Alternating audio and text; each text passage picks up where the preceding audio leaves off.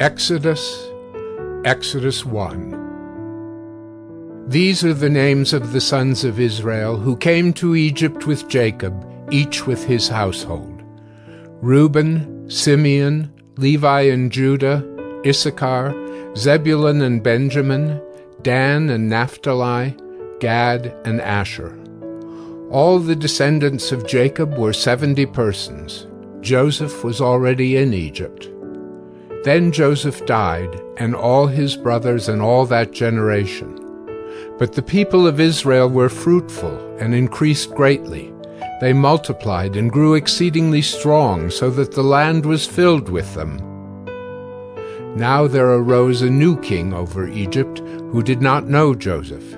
And he said to his people, "Behold, the people of Israel are too many and too mighty for us. Come, let us deal shrewdly with them, lest they multiply, and, if war breaks out, they join our enemies, and fight against us, and escape from the land." Therefore they set taskmasters over them to afflict them with heavy burdens. They built for Pharaoh store cities, Pithom and Raamses. But the more they were oppressed, the more they multiplied, and the more they spread abroad. And the Egyptians were in dread of the people of Israel. So they ruthlessly made the people of Israel work as slaves, and made their lives bitter with hard service, in mortar and brick, and in all kinds of work in the field. In all their work they ruthlessly made them work as slaves.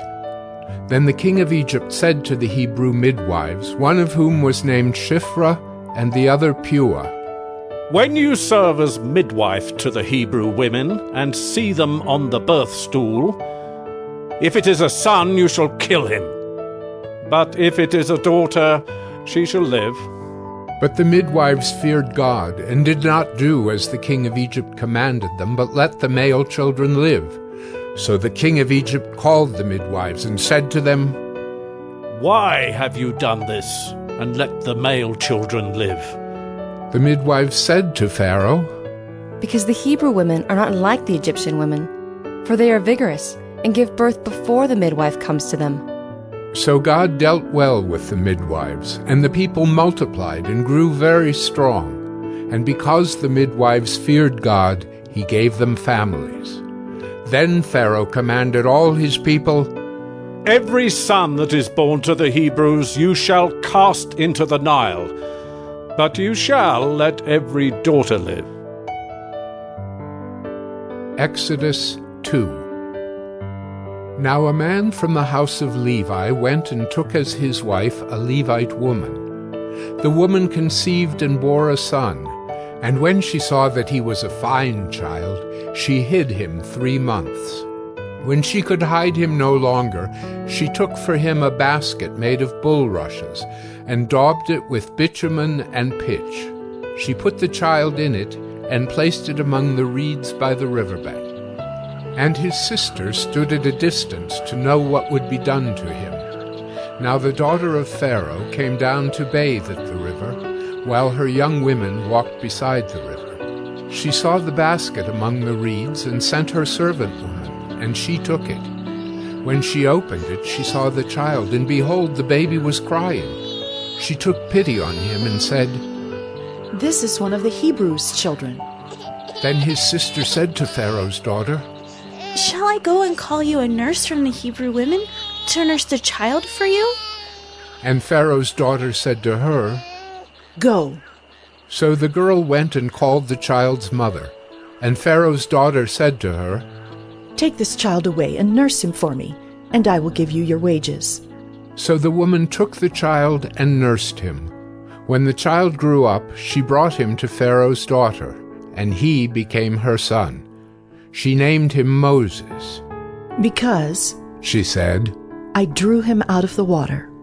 One day, when Moses had grown up, he went out to his people and looked on their burdens. And he saw an Egyptian beating a Hebrew, one of his people.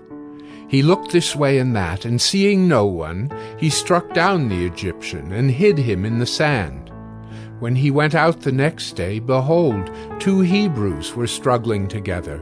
And he said to the man in the wrong, "Why do you strike your companion?" He answered, "Who made you a prince and a judge over us? Do you mean to kill me as you killed the Egyptian?" Then Moses was afraid and thought, "Surely the thing is known." When Pharaoh heard of it, he sought to kill Moses. But Moses fled from Pharaoh and stayed in the land of Midian, and he sat down by a well. Now the priest of Midian had 7 daughters, and they came and drew water and filled the troughs to water their father's flock. The shepherds came and drove them away, but Moses stood up and saved them and watered their flock. When they came home to their father Reuel, he said, "How is it that you have come home so soon today?" They said, "An Egyptian delivered us out of the hand of the shepherds, and even drew water for us, and watered the flock." He said to his daughters, "Then where is he? Why have you left the man? Call him, that he may eat bread." And Moses was content to dwell with the man, and he gave Moses his daughter Zipporah. She gave birth to a son, and he called his name Gershom, for he said, "I have been a sojourner in a foreign land." During those many days the king of Egypt died, and the people of Israel groaned because of their slavery and cried out for help. Their cry for rescue from slavery came up to God, and God heard their groaning, and God remembered his covenant with Abraham, with Isaac, and with Jacob. God saw the people of Israel, and God knew. Exodus 3. Now Moses was keeping the flock of his father-in-law Jethro, the priest of Midian, and he led his flock to the west side of the wilderness and came to Horeb, the mountain of God. And the angel of the Lord appeared to him in a flame of fire out of the midst of a bush. He looked, and behold, the bush was burning, yet it was not consumed. And Moses said, "I will turn aside to see this great sight, why the bush is not burned." When the Lord saw that he turned aside to see, God called to him out of the bush, "Moses, Moses." And he said, "Here I am." Then he said, "Do not come near. Take your sandals off your feet, for the place on which you are standing is holy ground." And he said, "I am the God of your father, the God of Abraham, the God of Isaac, and the God of Jacob."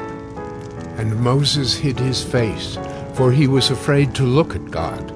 Then the Lord said, "I have surely seen the affliction of my people who are in Egypt, and have heard their cry because of their taskmasters. I know their sufferings, and I have come down to deliver them out of the hand of the Egyptians, and to bring them up out of that land to a good and broad land, a land flowing with milk and honey, to the place of the Canaanites, the Hittites, the Amorites, the Perizzites, the Hivites, and the Jebusites. And now, behold, the cry of the people of Israel has come to me, and I have also seen the oppression with which the Egyptians oppress them. Come, I will send you to Pharaoh, that you may bring my people, the children of Israel, out of Egypt." But Moses said to God, "Who am I that I should go to Pharaoh and bring the children of Israel out of Egypt?" He said, "But I will be with you, and this shall be the sign for you that I have sent you. When you have brought the people out of Egypt, you shall serve God on this mountain." Then Moses said to God, "If I come to the people of Israel and say to them, 'The God of your fathers has sent me to you,' and they ask me, 'What is his name?' what shall I say to them?" God said to Moses, "I am who I am." And he said, "Say this to the people of Israel, I am has sent me to you." God also said to Moses, "Say this to the people of Israel, the Lord, the God of your fathers, the God of Abraham, the God of Isaac, and the God of Jacob has sent me to you." This is my name forever, and thus I am to be remembered throughout all generations. Go and gather the elders of Israel together and say to them, The Lord, the God of your fathers, the God of Abraham, of Isaac, and of Jacob, has appeared to me, saying, I have observed you and what has been done to you in Egypt, and I promise that I will bring you up out of the affliction of Egypt to the land of the Canaanites, the Hittites, the Amorites, the Perizzites, the Hivites, and the Jebusites, a land flowing with milk and honey. And they will listen to your voice, and you and the elders of Israel shall go to the king of Egypt and say to him, The Lord, the God of the Hebrews, has met with us. And now, please let us go a 3 days' journey into the wilderness, that we may sacrifice to the Lord our God. But I know that the king of Egypt will not let you go unless compelled by a mighty hand. So I will stretch out my hand and strike Egypt with all the wonders that I will do in it. After that he will let you go. And I will give this people favor in the sight of the Egyptians, and when you go, you shall not go empty. But each woman shall ask of her neighbor and any woman who lives in her house for silver and gold jewelry and for clothing. You shall put them on your sons and on your daughters, so you shall plunder the Egyptians. Exodus 4. Then Moses answered, But behold, they will not believe me or listen to my voice, for they will say, The Lord did not appear to you. The Lord said to him, What is that in your hand? He said, A staff? And he said, Throw it on the ground. So he threw it on the ground, and it became a serpent, and Moses ran from it. But the Lord said to Moses, Put out your hand and catch it by the tail. So he put out his hand and caught it, and it became a staff in his hand. That they may believe that the Lord, the God of their fathers, the God of Abraham, the God of Isaac, and the God of Jacob, has appeared to you. Again the Lord said to him, Put your hand inside your cloak. And he put his hand inside his cloak, and when he took it out, behold, his hand was leprous like snow. Then God said, Put your hand back inside your cloak. So he put his hand back inside his cloak, and when he took it out, behold, it was restored like the rest of his flesh. If they will not believe you, God said, or listen to the first sign, they may believe the latter sign. If they will not believe even these 2 signs or listen to your voice, you shall take some water from the Nile and pour it on the dry ground, and the water that you shall take from the Nile will become blood on the dry ground. But Moses said to the Lord, Oh, my Lord, I am not eloquent, either in the past or since you have spoken to your servant, but I am slow of speech and of tongue. Then the Lord said to him, Who has made man's mouth? Who makes him mute or deaf, or seeing or blind? Is it not I, the Lord? Now therefore go, and I will be with your mouth and teach you what you shall speak. But he said, Oh, my Lord, please, send someone else. Then the anger of the Lord was kindled against Moses, and he said, Is there not Aaron your brother the Levite? I know that he can speak well. Behold, he is coming out to meet you, and when he sees you, he will be glad in his heart. You shall speak to him and put the words in his mouth, and I will be with your mouth and with his mouth, and will teach you both what to do. He shall speak for you to the people, and he shall be your mouth, and you shall be as God to him.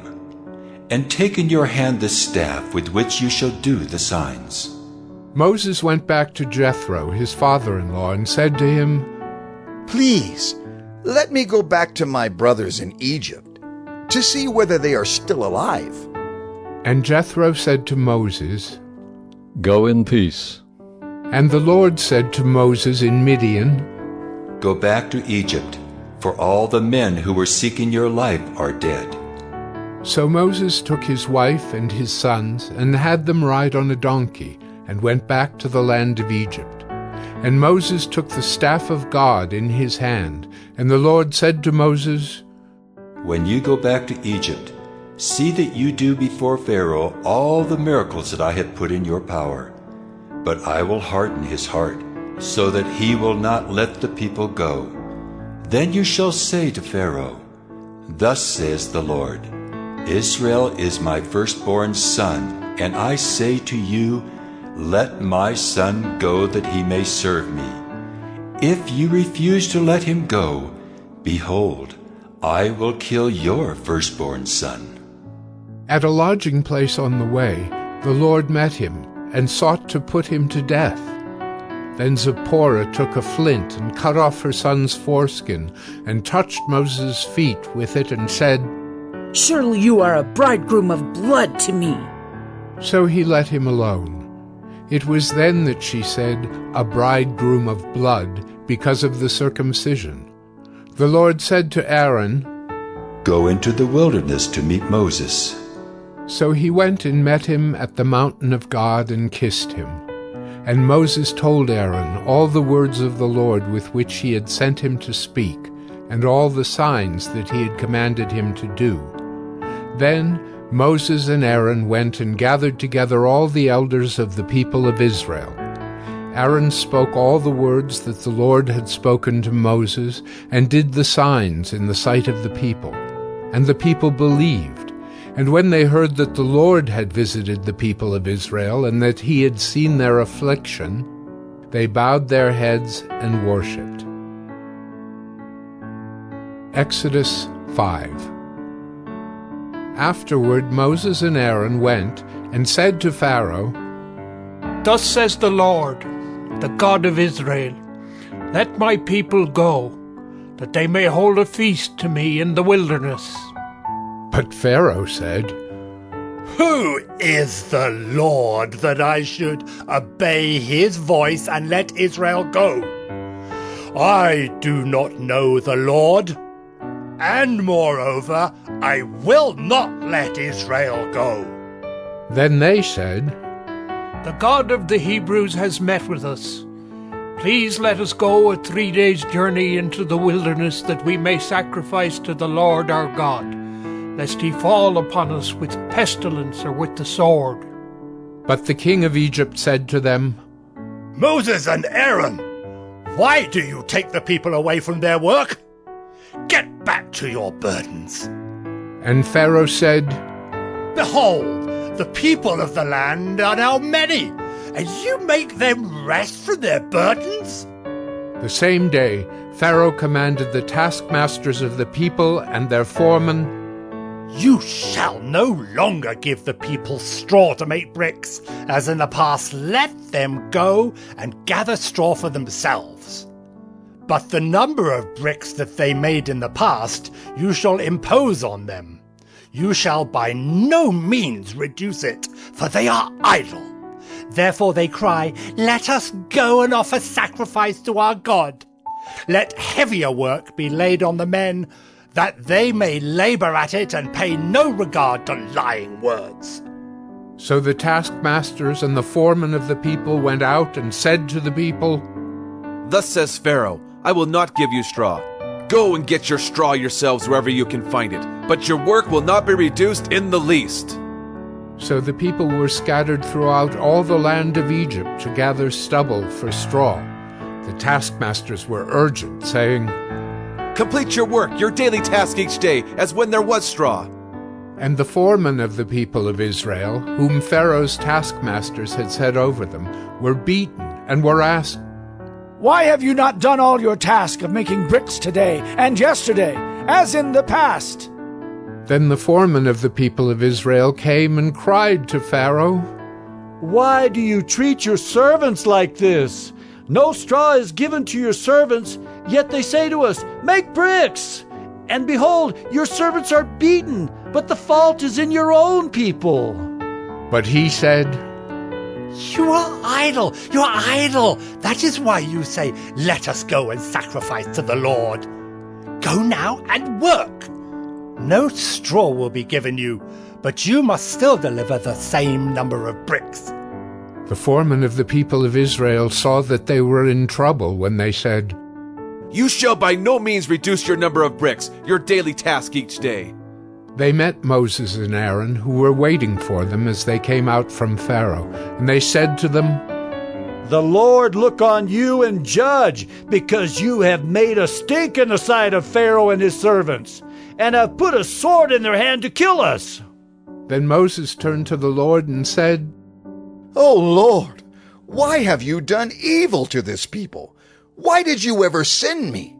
For since I came to Pharaoh to speak in your name, he has done evil to this people, and you have not delivered your people at all.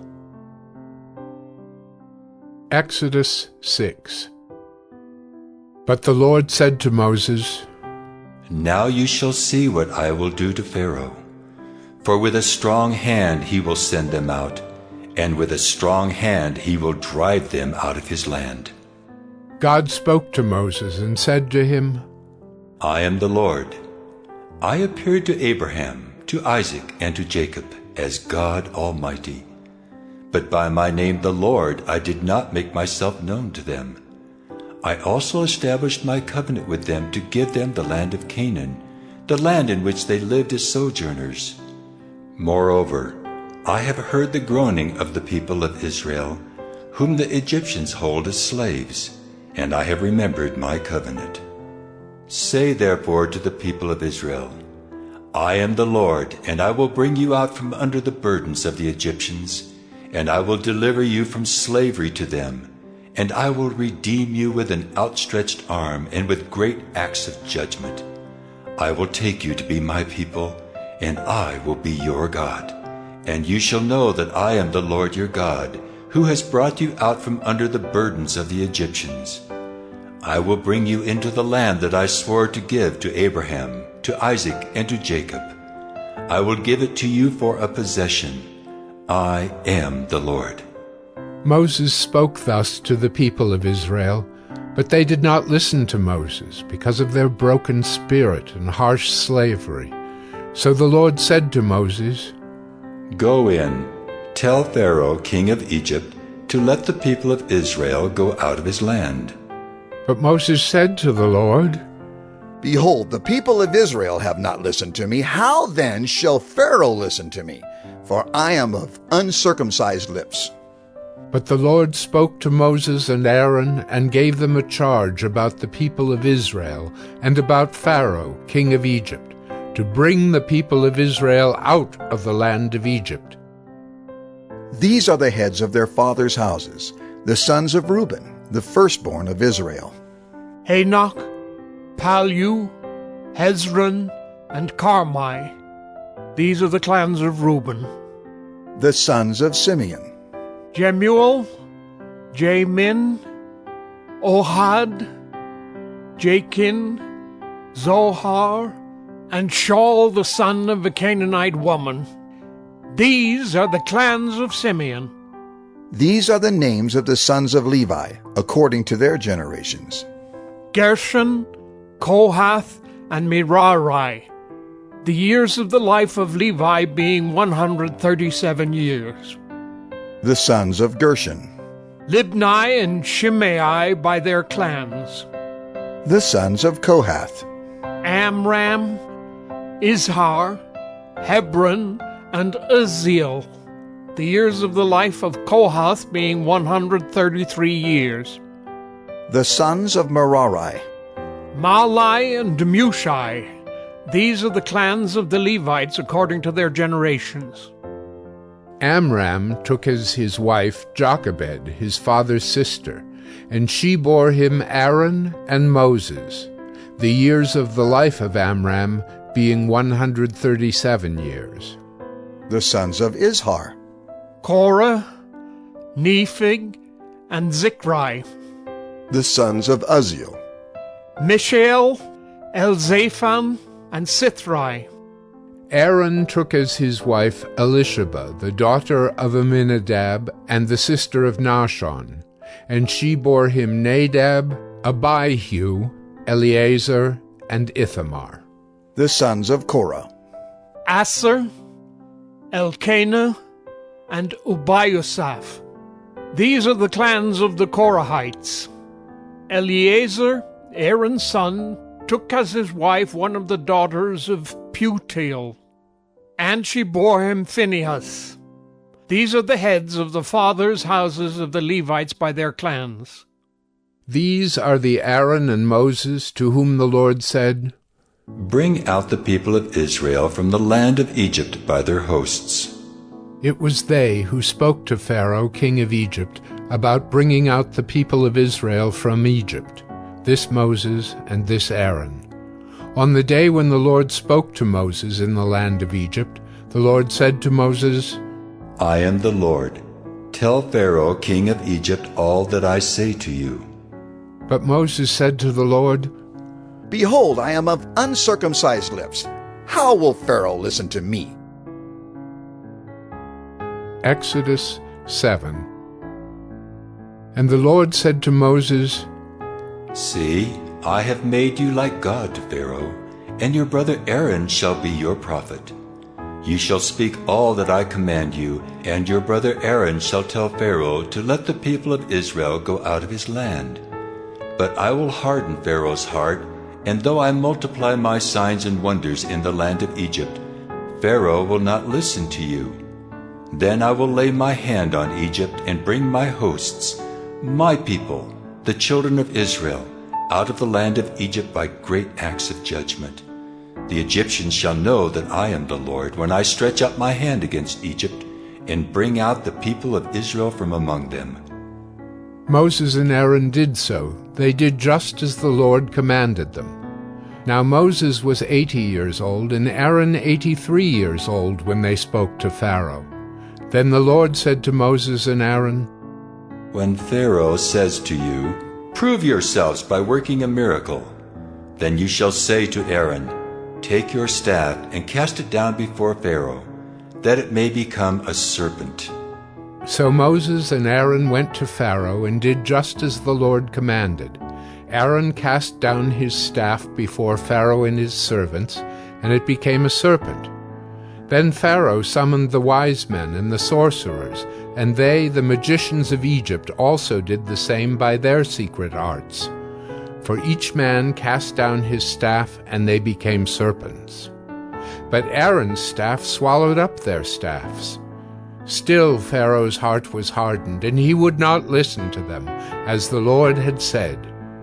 Then the Lord said to Moses, Pharaoh's heart is hardened. He refuses to let the people go. Go to Pharaoh in the morning as he is going out to the water. Stand on the bank of the Nile to meet him, and take in your hand the staff that turned into a serpent. And you shall say to him, The Lord, the God of the Hebrews, sent me to you, saying, Let my people go that they may serve me in the wilderness. But so far you have not obeyed. Thus says the Lord, By this you shall know that I am the Lord. Behold, with the staff that is in my hand, I will strike the water that is in the Nile, and it shall turn into blood. The fish in the Nile shall die, and the Nile will stink, and the Egyptians will grow weary of drinking water from the Nile. And the Lord said to Moses, Say to Aaron, Take your staff and stretch out your hand over the waters of Egypt, over their rivers, their canals, and their ponds, and all their pools of water, so that they may become blood. And there shall be blood throughout all the land of Egypt, even in vessels of wood and in vessels of stone. Moses and Aaron did as the Lord commanded. In the sight of Pharaoh and in the sight of his servants, he lifted up the staff and struck the water in the Nile, and all the water in the Nile turned into blood. And the fish in the Nile died, and the Nile stank, so that the Egyptians could not drink water from the Nile. There was blood throughout all the land of Egypt. But the magicians of Egypt did the same by their secret arts. So Pharaoh's heart remained hardened, and he would not listen to them as the Lord had said. Pharaoh turned and went into his house, and he did not take even this to heart. And all the Egyptians dug along the Nile for water to drink, for they could not drink the water of the Nile. 7 full days passed after the Lord had struck the Nile. Exodus 8. Then the Lord said to Moses, Go into Pharaoh and say to him, Thus says the Lord, Let my people go that they may serve me. But if you refuse to let them go, behold, I will plague all your country with frogs. The Nile shall swarm with frogs that shall come up into your house, and into your bedroom, and on your bed, and into the houses of your servants and your people, and into your ovens, and your kneading bowls. The frogs shall come up on you, and on your people, and on all your servants. And the Lord said to Moses, Say to Aaron, Stretch out your hand with your staff over the rivers, over the canals and over the pools, and make frogs come up on the land of Egypt. So Aaron stretched out his hand over the waters of Egypt, and the frogs came up and covered the land of Egypt. But the magicians did the same by their secret arts, and made frogs come up on the land of Egypt. Then Pharaoh called Moses and Aaron and said, Plead with the Lord to take away the frogs from me and from my people, and I will let the people go to sacrifice to the Lord. Moses said to Pharaoh, Be pleased to command me when I am to plead for you, and for your servants, and for your people, that the frogs be cut off from you and your houses, and be left only in the Nile. And he said, Tomorrow. Moses said, Be it as you say, so that you may know that there is no one like the Lord our God. The frogs shall go away from you, and your houses, and your servants, and your people. They shall be left only in the Nile. So Moses and Aaron went out from Pharaoh, and Moses cried to the Lord about the frogs as he had agreed with Pharaoh. And the Lord did according to the word of Moses. The frogs died out in the houses, the courtyards, and the fields. And they gathered them together in heaps, and the land stank. But when Pharaoh saw that there was a respite, he hardened his heart, and would not listen to them, as the Lord had said. Then the Lord said to Moses, Say to Aaron, Stretch out your staff and strike the dust of the earth, so that it may become gnats in all the land of Egypt. And they did so. Aaron stretched out his hand with his staff and struck the dust of the earth, and there were gnats on man and beast. All the dust of the earth became gnats in all the land of Egypt. The magicians tried by their secret arts to produce gnats, but they could not. So there were gnats on man and beast. Then the magicians said to Pharaoh, This is the finger of God. But Pharaoh's heart was hardened, and he would not listen to them, as the Lord had said. Then the Lord said to Moses, Rise up early in the morning, and present yourself to Pharaoh, as he goes out to the water, and say to him, Thus says the Lord, Let my people go, that they may serve me. Or else, if you will not let my people go, behold, I will send swarms of flies on you and your servants and your people, and into your houses. And the houses of the Egyptians shall be filled with swarms of flies, and also the ground on which they stand. But on that day I will set apart the land of Goshen where my people dwell, so that no swarms of flies shall be there, that you may know that I am the Lord in the midst of the earth. Thus I will put a division between my people and your people. Tomorrow this sign shall happen. And the Lord did so. There came great swarms of flies into the house of Pharaoh and into his servants' houses. Throughout all the land of Egypt, the land was ruined by the swarms of flies. Then Pharaoh called Moses and Aaron and said, Go, sacrifice to your God within the land. But Moses said, It would not be right to do so. For the offerings we shall sacrifice to the Lord our God are an abomination to the Egyptians. If we sacrifice offerings abominable to the Egyptians before their eyes, Will they not stone us? We must go 3 days' journey into the wilderness and sacrifice to the Lord our God, as he tells us." So Pharaoh said, "I will let you go to sacrifice to the Lord your God in the wilderness. Only you must not go very far away. Plead for me." Then Moses said, "Behold, I am going out from you, and I will plead with the Lord that the swarms of flies may depart from Pharaoh, from his servants, and from his people tomorrow.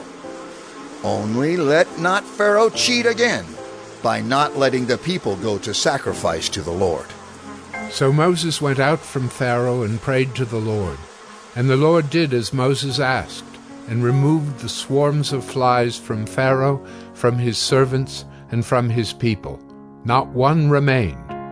But Pharaoh hardened his heart this time also, and did not let the people go. Exodus 9. Then the Lord said to Moses, "Go into Pharaoh and say to him, 'Thus says the Lord, the God of the Hebrews, Let my people go that they may serve me. For if you refuse to let them go and still hold them, behold, the hand of the Lord will fall with a very severe plague upon your livestock that are in the field, the horses, the donkeys, the camels, the herds, and the flocks. But the Lord will make a distinction between the livestock of Israel and the livestock of Egypt, so that nothing of all that belongs to the people of Israel shall die.'" And the Lord set a time, saying, "Tomorrow the Lord will do this thing in the land." And the next day the Lord did this thing. All the livestock of the Egyptians died, but not one of the livestock of the people of Israel died. And Pharaoh sent, and behold, not one of the livestock of Israel was dead. But the heart of Pharaoh was hardened, and he did not let the people go. And the Lord said to Moses and Aaron, "Take handfuls of soot from the kiln, and let Moses throw them in the air in the sight of Pharaoh. It shall become fine dust over all the land of Egypt, and become boils breaking out in sores on man and beast throughout all the land of Egypt." So they took soot from the kiln and stood before Pharaoh. And Moses threw it in the air, and it became boils breaking out in sores on man and beast. And the magicians could not stand before Moses because of the boils, for the boils came upon the magicians and upon all the Egyptians. But the Lord hardened the heart of Pharaoh, and he did not listen to them, as the Lord had spoken to Moses. Then the Lord said to Moses, "Rise up early in the morning and present yourself before Pharaoh and say to him, 'Thus says the Lord, the God of the Hebrews, Let my people go that they may serve me. For this time I will send all my plagues on you yourself, and on your servants and your people, so that you may know that there is none like me in all the earth. For by now I could have put out my hand and struck you and your people with pestilence, and you would have been cut off from the earth. But for this purpose I have raised you up, to show you my power, so that my name may be proclaimed in all the earth. You are still exalting yourself against my people and will not let them go. Behold, about this time tomorrow I will cause very heavy hail to fall, such as never has been in Egypt from the day it was founded until now. Now therefore, send, get your livestock and all that you have in the field into safe shelter. For every man and beast that is in the field and is not brought home will die when the hail falls on them." Then whoever feared the word of the Lord among the servants of Pharaoh hurried his slaves and his livestock into the houses. But whoever did not pay attention to the word of the Lord left his slaves and his livestock in the field. Then the Lord said to Moses, "Stretch out your hand toward heaven, so that there may be hail in all the land of Egypt, on man and beast, and every plant of the field in the land of Egypt." Then Moses stretched out his staff toward heaven, and the Lord sent thunder and hail, and fire ran down to the earth. And the Lord rained hail upon the land of Egypt. There was hail and fire flashing continually in the midst of the hail, very heavy hail, such as had never been in all the land of Egypt since it became a nation. The hail struck down everything that was in the field, in all the land of Egypt, both man and beast. And the hail struck down every plant of the field and broke every tree of the field. Only in the land of Goshen, where the people of Israel were, was there no hail. Then Pharaoh sent and called Moses and Aaron and said to them, This time I have sinned. The Lord is in the right, and I and my people are in the wrong. Plead with the Lord, for there has been enough of God's thunder and hail. I will let you go, and you shall stay no longer. Moses said to him, As soon as I have gone out of the city, I will stretch out my hands to the Lord. The thunder will cease, and there will be no more hail, so that you may know that the earth is the Lord's. But as for you and your servants, I know that you do not yet fear the Lord God. The flax and the barley were struck down, for the barley was in the ear and the flax was in bud. But the wheat and the emmer were not struck down, for they are late in coming up. So Moses went out of the city from Pharaoh and stretched out his hands to the Lord, and the thunder and the hail ceased, and the rain no longer poured upon the earth. But when Pharaoh saw that the rain and the hail and the thunder had ceased, he sinned yet again and hardened his heart, he and his servants. So the heart of Pharaoh was hardened, and he did not let the people of Israel go, just as the Lord had spoken through Moses. Exodus 10. Then the Lord said to Moses, Go into Pharaoh, for I have hardened his heart and the heart of his servants, that I may show these signs of mine among them, and that you may tell in the hearing of your son and of your grandson how I have dealt harshly with the Egyptians, and what signs I have done among them, that you may know that I am the Lord. So Moses and Aaron went into Pharaoh and said to him, Thus says the Lord, the God of the Hebrews, How long will you refuse to humble yourself before me? Let my people go, that they may serve me.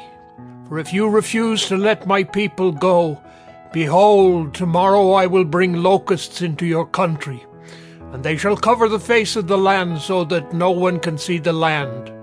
And they shall eat what is left to you after the hail, and they shall eat every tree of yours that grows in the field. And they shall fill your houses, and the houses of all your servants, and of all the Egyptians, as neither your fathers nor your grandfathers have seen, from the day they came on earth to this day. Then he turned and went out from Pharaoh. Then Pharaoh's servant said to him, How long shall this man be a snare to us? Let the men go, that they may serve the Lord their God. Do you not yet understand that Egypt is ruined? So Moses and Aaron were brought back to Pharaoh, and he said to them, Go serve the Lord your God. But which ones are to go?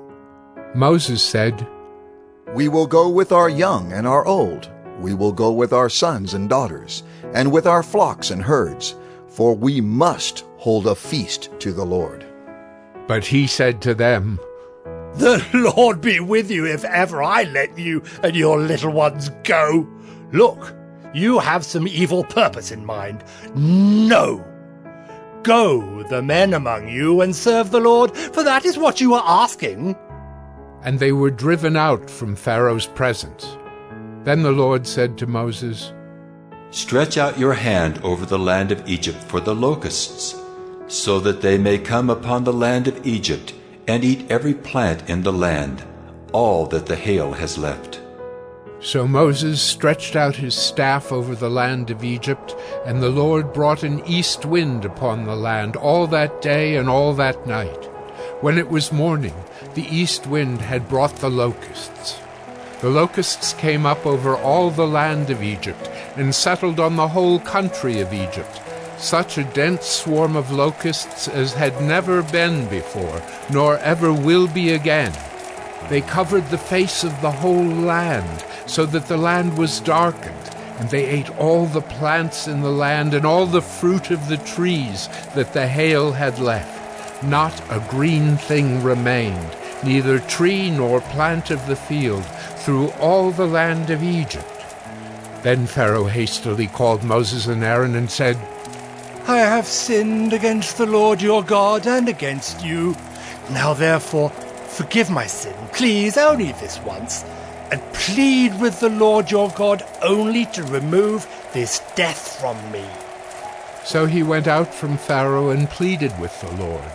And the Lord turned the wind into a very strong west wind, which lifted the locusts and drove them into the Red Sea. Not a single locust was left in all the country of Egypt. But the Lord hardened Pharaoh's heart, and he did not let the people of Israel go. Then the Lord said to Moses, Stretch out your hand toward heaven, that there may be darkness over the land of Egypt, a darkness to be felt. So Moses stretched out his hand toward heaven, and there was pitch darkness in all the land of Egypt 3 days. They did not see one another, nor did anyone rise from his place for 3 days. But all the people of Israel had light where they lived. Then Pharaoh called Moses and said, Go serve the Lord. Your little ones also may go with you, only let your flocks and your herds remain behind. But Moses said, You must also let us have sacrifices and burnt offerings, that we may sacrifice to the Lord our God. Our livestock also must go with us. Not a hoof shall be left behind, for we must take of them to serve the Lord our God. And we do not know with what we must serve the Lord until we arrive there. But the Lord hardened Pharaoh's heart, and he would not let them go. Then Pharaoh said to him, Get away from me! Take care never to see my face again, for on the day you see my face you shall die.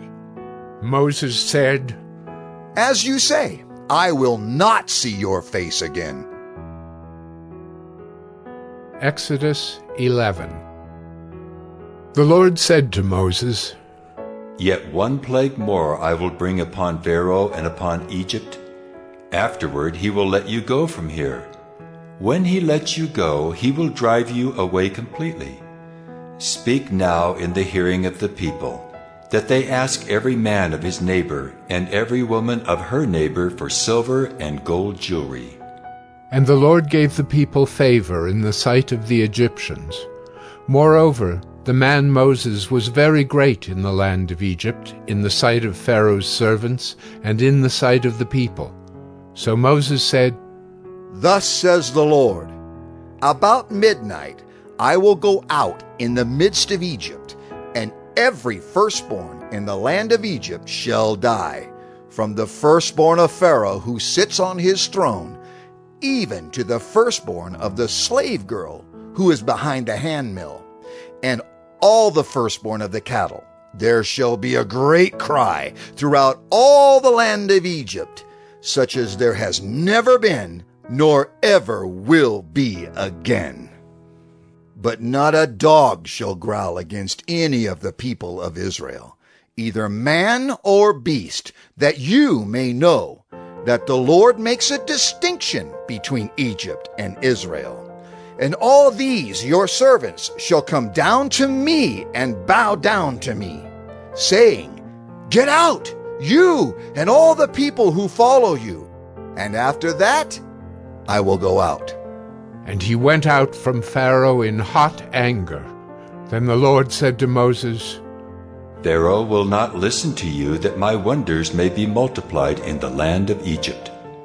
Moses and Aaron did all these wonders before Pharaoh, and the Lord hardened Pharaoh's heart, and he did not let the people of Israel go out of his land. Exodus 12. The Lord said to Moses and Aaron in the land of Egypt, This month shall be for you the beginning of months. It shall be the first month of the year for you. Tell all the congregation of Israel that on the 10th day of this month, every man shall take a lamb according to their fathers' houses, a lamb for a household. And if the household is too small for a lamb, then he and his nearest neighbor shall take according to the number of persons. According to what each can eat, you shall make your count for the lamb. Your lamb shall be without blemish, a male a year old. You may take it from the sheep or from the goats, and you shall keep it until the 14th day of this month, when the whole assembly of the congregation of Israel shall kill their lambs at twilight. Then they shall take some of the blood and put it on the 2 doorposts and the lintel of the houses in which they eat it. They shall eat the flesh that night, roasted on the fire. With unleavened bread and bitter herbs they shall eat it. Do not eat any of it raw or boiled in water, but roasted, its head with its legs and its inner parts. And you shall let none of it remain until the morning. Anything that remains until the morning you shall burn. In this manner you shall eat it, with your belt fastened, your sandals on your feet, and your staff in your hand. And you shall eat it in haste. It is the Lord's Passover. For I will pass through the land of Egypt that night, and I will strike all the firstborn in the land of Egypt, both man and beast. And on all the gods of Egypt I will execute judgments. I am the Lord. The blood shall be a sign for you on the houses where you are. And when I see the blood, I will pass over you, and no plague will befall you to destroy you when I strike the land of Egypt. This day shall be for you a memorial day, and you shall keep it as a feast to the Lord throughout your generations. As a statute forever you shall keep it as a feast. 7 days you shall eat unleavened bread. On the first day you shall remove leaven out of your houses. For if anyone eats what is leavened from the first day until the 7th day, that person shall be cut off from Israel. On the first day you shall hold a holy assembly, and on the 7th day a holy assembly. No work shall be done on those days, but what everyone needs to eat, that alone may be prepared by you. And you shall observe the feast of unleavened bread, for on this very day I brought your hosts out of the land of Egypt. Therefore you shall observe this day throughout your generations as a statute forever. In the first month from the 14th day of the month at evening, you shall eat unleavened bread until the 21st day of the month at evening. For 7 days no leaven is to be found in your houses. If anyone eats what is leavened, that person will be cut off from the congregation of Israel, whether he is a sojourner or a native of the land. You shall eat nothing leavened. In all your dwelling places you shall eat unleavened bread. Then Moses called all the elders of Israel and said to them, Go and select lambs for yourselves, according to your clans, and kill the Passover lamb. Take a bunch of hyssop and dip it in the blood that is in the basin, and touch the lintel and the 2 doorposts with the blood that is in the basin. None of you shall go out of the door of his house until the morning. For the Lord will pass through to strike the Egyptians, and when he sees the blood on the lintel and on the 2 doorposts, the Lord will pass over the door and will not allow the destroyer to enter your houses to strike you. You shall observe this rite as a statute for you and for your sons forever. And when you come to the land that the Lord will give you, as he has promised, you shall keep this service. And when your children say to you, What do you mean by this service? You shall say, It is the sacrifice of the Lord's Passover, for he passed over the houses of the people of Israel in Egypt, when he struck the Egyptians, but spared our houses. And the people bowed their heads and worshipped. Then the people of Israel went and did so, as the Lord had commanded Moses and Aaron, so they did. At midnight the Lord struck down all the firstborn in the land of Egypt, from the firstborn of Pharaoh who sat on his throne, to the firstborn of the captive who was in the dungeon. and all the firstborn of the livestock. And Pharaoh rose up in the night, he and all his servants and all the Egyptians, and there was a great cry in Egypt, for there was not a house where someone was not dead. Then he summoned Moses and Aaron by night and said, Up, go out from among my people, both you and the people of Israel, and go, serve the Lord as you have said. Take your flocks and your herds, as you have said, and be gone, and bless me also. The Egyptians were urgent with the people to send them out of the land in haste, for they said, We shall all be dead.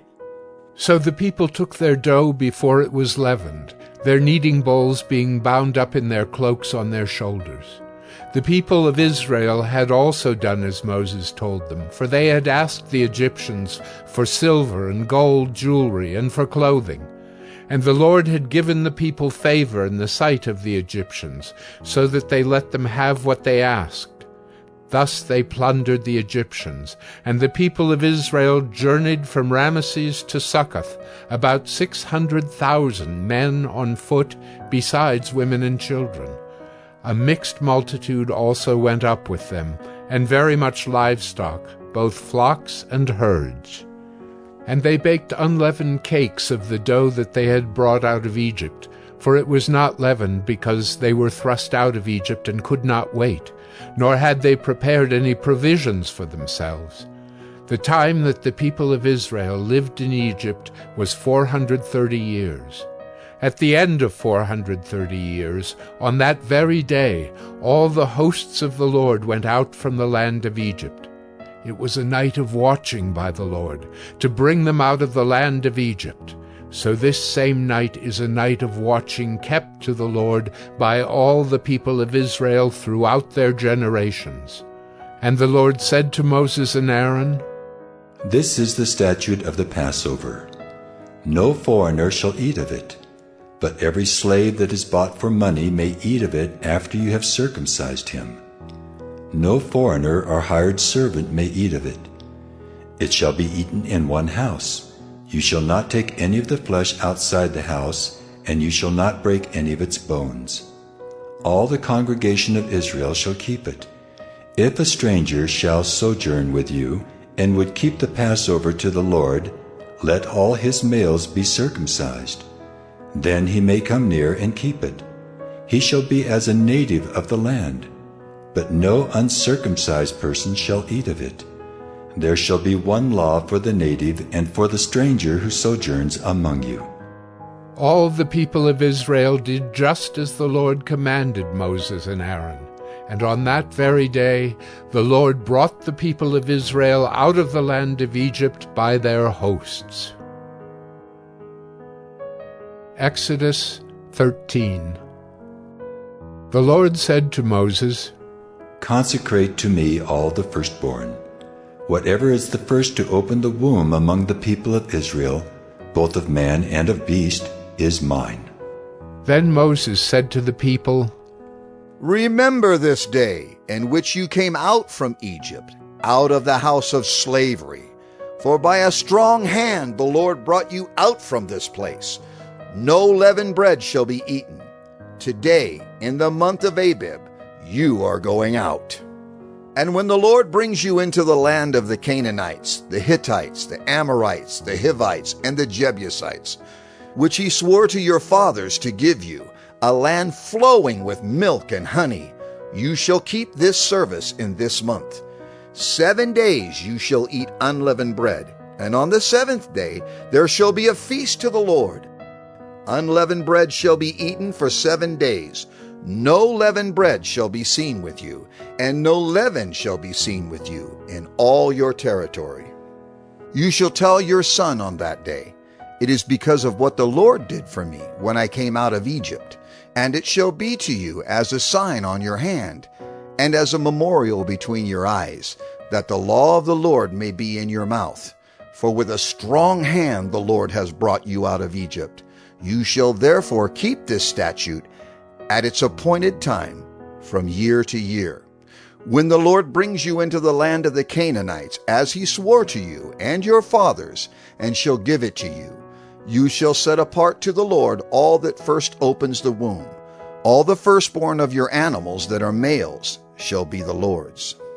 Every firstborn of a donkey you shall redeem with a lamb. Or if you will not redeem it, you shall break its neck. Every firstborn of man among your sons you shall redeem. And when in time to come your son asks you, "What does this mean?" you shall say to him, "By a strong hand the Lord brought us out of Egypt, from the house of slavery." For when Pharaoh stubbornly refused to let us go, the Lord killed all the firstborn in the land of Egypt, both the firstborn of man and the firstborn of animals. Therefore I sacrifice to the Lord all the males that first open the womb, but all the firstborn of my sons I redeem. It shall be as a mark on your hand or frontlets between your eyes. For by a strong hand the Lord brought us out of Egypt. When Pharaoh let the people go, God did not lead them by way of the land of the Philistines, although that was near. For God said, "Lest the people change their minds when they see war, and return to Egypt." But God led the people around by the way of the wilderness toward the Red Sea, and the people of Israel went up out of the land of Egypt equipped for battle. Moses took the bones of Joseph with him, for Joseph had made the sons of Israel solemnly swear, saying, "God will surely visit you, and you shall carry up my bones with you from here." And they moved on from Succoth and encamped at Etham, on the edge of the wilderness. And the Lord went before them by day in a pillar of cloud to lead them along the way, and by night in a pillar of fire to give them light, that they might travel by day and by night. The pillar of cloud by day and the pillar of fire by night did not depart from before the people. Exodus 14. Then the Lord said to Moses, "Tell the people of Israel to turn back and encamp in front of Pi-hahiroth, between Migdol and the sea, in front of Baal-zephon. You shall encamp facing it by the sea. For Pharaoh will say of the people of Israel, 'They are wandering in the land, the wilderness has shut them in.' And I will harden Pharaoh's heart, and he will pursue them, and I will get glory over Pharaoh and all his host. And the Egyptians shall know that I am the Lord." And they did so. When the king of Egypt was told that the people had fled, the mind of Pharaoh and his servants was changed toward the people. And they said, "What is this we have done, that we have let Israel go from serving us?" So he made ready his chariot, and took his army with him, and took 600 chosen chariots, and all the other chariots of Egypt, with officers over all of them. And the Lord hardened the heart of Pharaoh, king of Egypt, and he pursued the people of Israel, while the people of Israel were going out defiantly. The Egyptians pursued them, all Pharaoh's horses and chariots, and his horsemen and his army, and overtook them, and camped at the sea, by Pi-hahiroth, in front of Baal-zephon. When Pharaoh drew near, the people of Israel lifted up their eyes, and behold, the Egyptians were marching after them, and they feared greatly. And the people of Israel cried out to the Lord. They said to Moses, "Is it because there are no graves in Egypt that you have taken us away to die in the wilderness? What have you done to us in bringing us out of Egypt? Is not this what we said to you in Egypt? Leave us alone, that we may serve the Egyptians. For it would have been better for us to serve the Egyptians than to die in the wilderness." And Moses said to the people, "Fear not, stand firm, and see the salvation of the Lord, which he will work for you today. For the Egyptians whom you see today, you shall never see again. The Lord will fight for you, and you have only to be silent." The Lord said to Moses, "Why do you cry to me? Tell the people of Israel to go forward. Lift up your staff and stretch out your hand over the sea and divide it, that the people of Israel may go through the sea on dry ground. And I will harden the hearts of the Egyptians so that they shall go in after them. And I will get glory over Pharaoh and all his host, his chariots and his horsemen. And the Egyptians shall know that I am the Lord when I have gotten glory over Pharaoh, his chariots and his horsemen. Then the angel of God, who was going before the host of Israel, moved and went behind them. And the pillar of cloud moved from before them and stood behind them, coming between the host of Egypt and the host of Israel. And there was the cloud and the darkness, and it lit up the night, without one coming near the other all night. Then Moses stretched out his hand over the sea, and the Lord drove the sea back by a strong east wind all night, and made the sea dry land, and the waters were divided.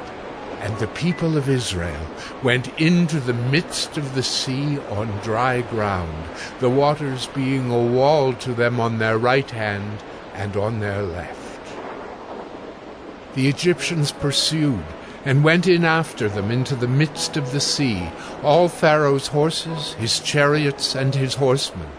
And in the morning watch the Lord in the pillar of fire and of cloud looked down on the Egyptian forces, and threw the Egyptian forces into a panic, clogging their chariot wheels so that they drove heavily.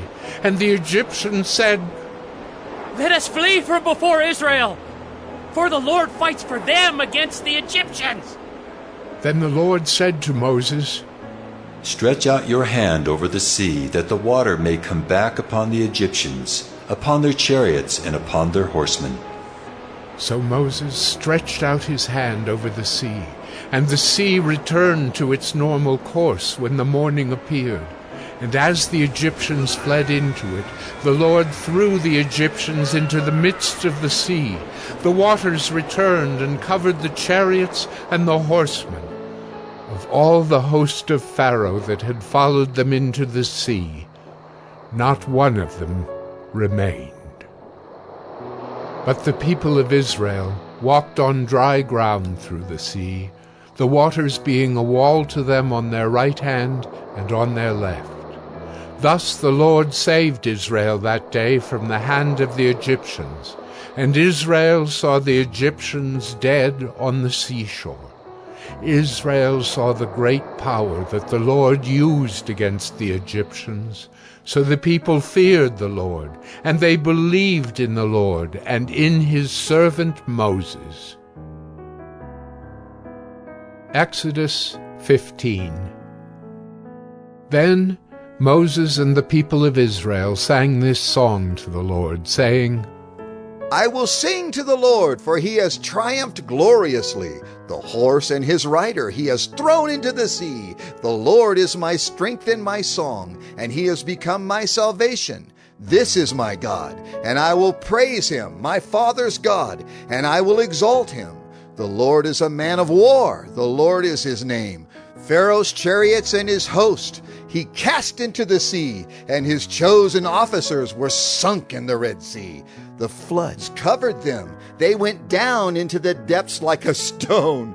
Your right hand, O Lord, glorious in power. Your right hand, O Lord, shatters the enemy. In the greatness of your majesty, you overthrow your adversaries. You send out your fury. It consumes them like stubble. At the blast of your nostrils, the waters piled up. The floods stood up in a heap. The deeps congealed in the heart of the sea. The enemy said, I will pursue, I will overtake, I will divide the spoil. My desire shall have its fill of them. I will draw my sword, my hand shall destroy them. You blew with your wind, the sea covered them. They sank like lead in the mighty waters. Who is like you, O Lord, among the gods? Who is like you, majestic in holiness, awesome in glorious deeds, doing wonders? You stretched out your right hand, the earth swallowed them. You have led in your steadfast love the people whom you have redeemed. You have guided them by your strength to your holy abode. The peoples have heard, they tremble. Pangs have seized the inhabitants of Philistia. Now are the chiefs of Edom dismayed. Trembling seizes the leaders of Moab. All the inhabitants of Canaan have melted away. Terror and dread fall upon them. Because of the greatness of your arm, they are still as a stone. Till your people, O Lord, pass by, till the people pass by whom you have purchased. You will bring them in and plant them on your own mountain, the place, O Lord, which you have made for your abode, the sanctuary, O Lord, which your hands have established. The Lord will reign forever and ever. For when the horses of Pharaoh with his chariots and his horsemen went into the sea, the Lord brought back the waters of the sea upon them. But the people of Israel walked on dry ground in the midst of the sea. Then Miriam the prophetess, the sister of Aaron, took a tambourine in her hand, and all the women went out after her with tambourines and dancing. And Miriam sang to them, "Sing to the Lord, for he has triumphed gloriously. The horse and his rider he has thrown into the sea." Then Moses made Israel set out from the Red Sea, and they went into the wilderness of Shur.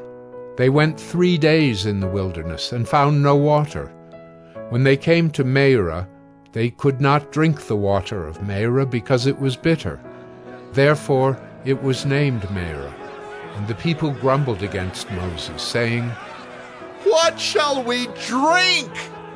And he cried to the Lord, and the Lord showed him a log. And he threw it into the water, and the water became sweet. There the Lord made for them a statute and a rule, and there he tested them, saying, If you will diligently listen to the voice of the Lord your God, and do that which is right in his eyes, and give ear to his commandments, and keep all his statutes, I will put none of the diseases on you that I put on the Egyptians, for I am the Lord your healer.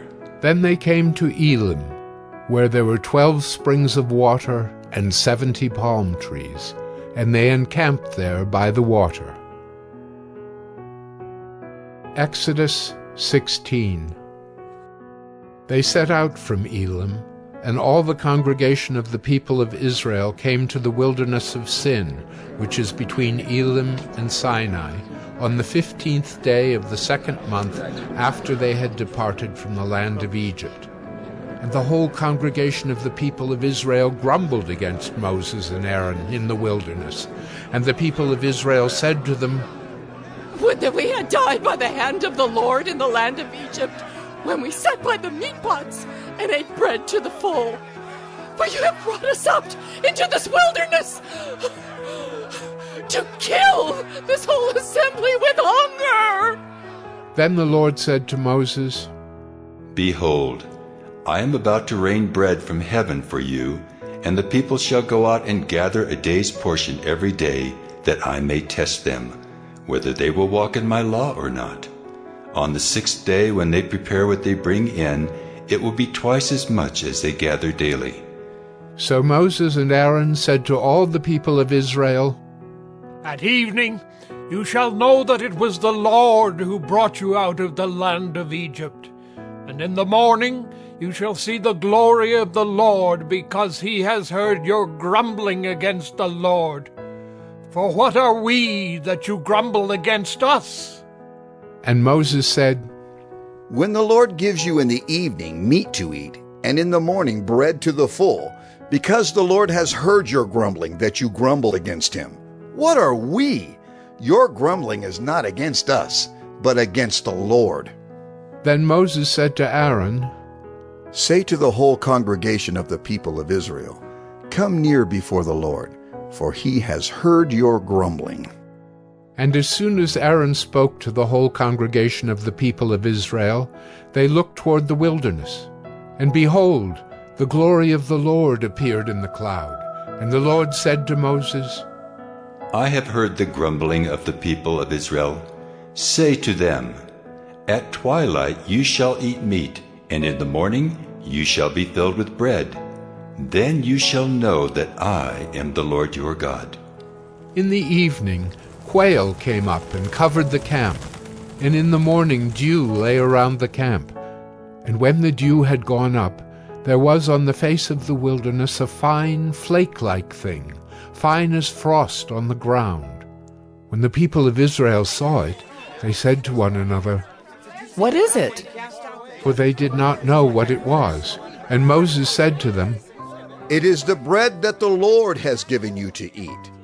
This is what the Lord has commanded. Gather of it, each one of you, as much as he can eat.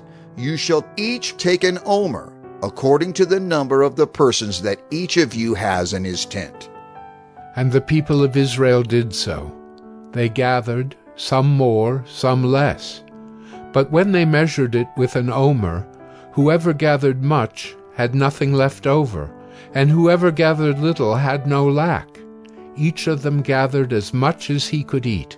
And Moses said to them, "Let no one leave any of it over till the morning." But they did not listen to Moses. Some left part of it till the morning, and it bred worms and stank. And Moses was angry with them. Morning by morning they gathered it, each as much as he could eat. But when the sun grew hot, it melted.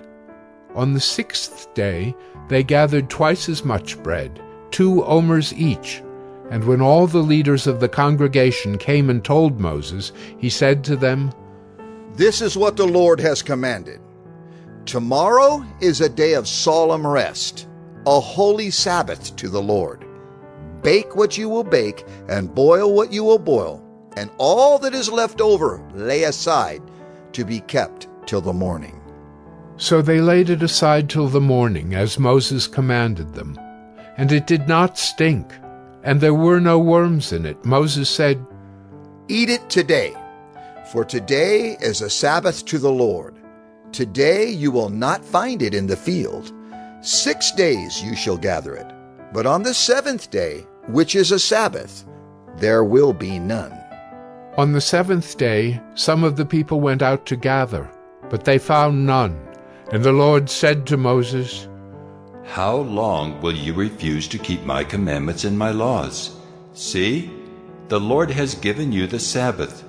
Therefore on the 6th day he gives you bread for 2 days. Remain each of you in his place. Let no one go out of his place on the 7th day. So the people rested on the 7th day. Now the house of Israel called its name manna. It was like coriander seed, white, and the taste of it was like wafers made with honey. Moses said, "This is what the Lord has commanded.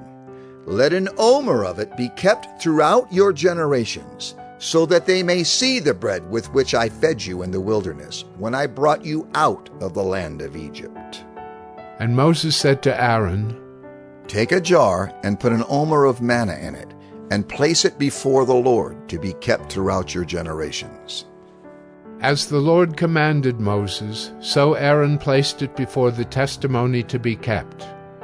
The people of Israel ate the manna 40 years, till they came to a habitable land. They ate the manna till they came to the border of the land of Canaan. An omer is the 10th part of an ephah. Exodus 17. All the congregation of the people of Israel moved on from the wilderness of Sin by stages, according to the commandment of the Lord, and camped at Rephidim. But there was no water for the people to drink. Therefore the people quarreled with Moses and said, "Give us water to drink."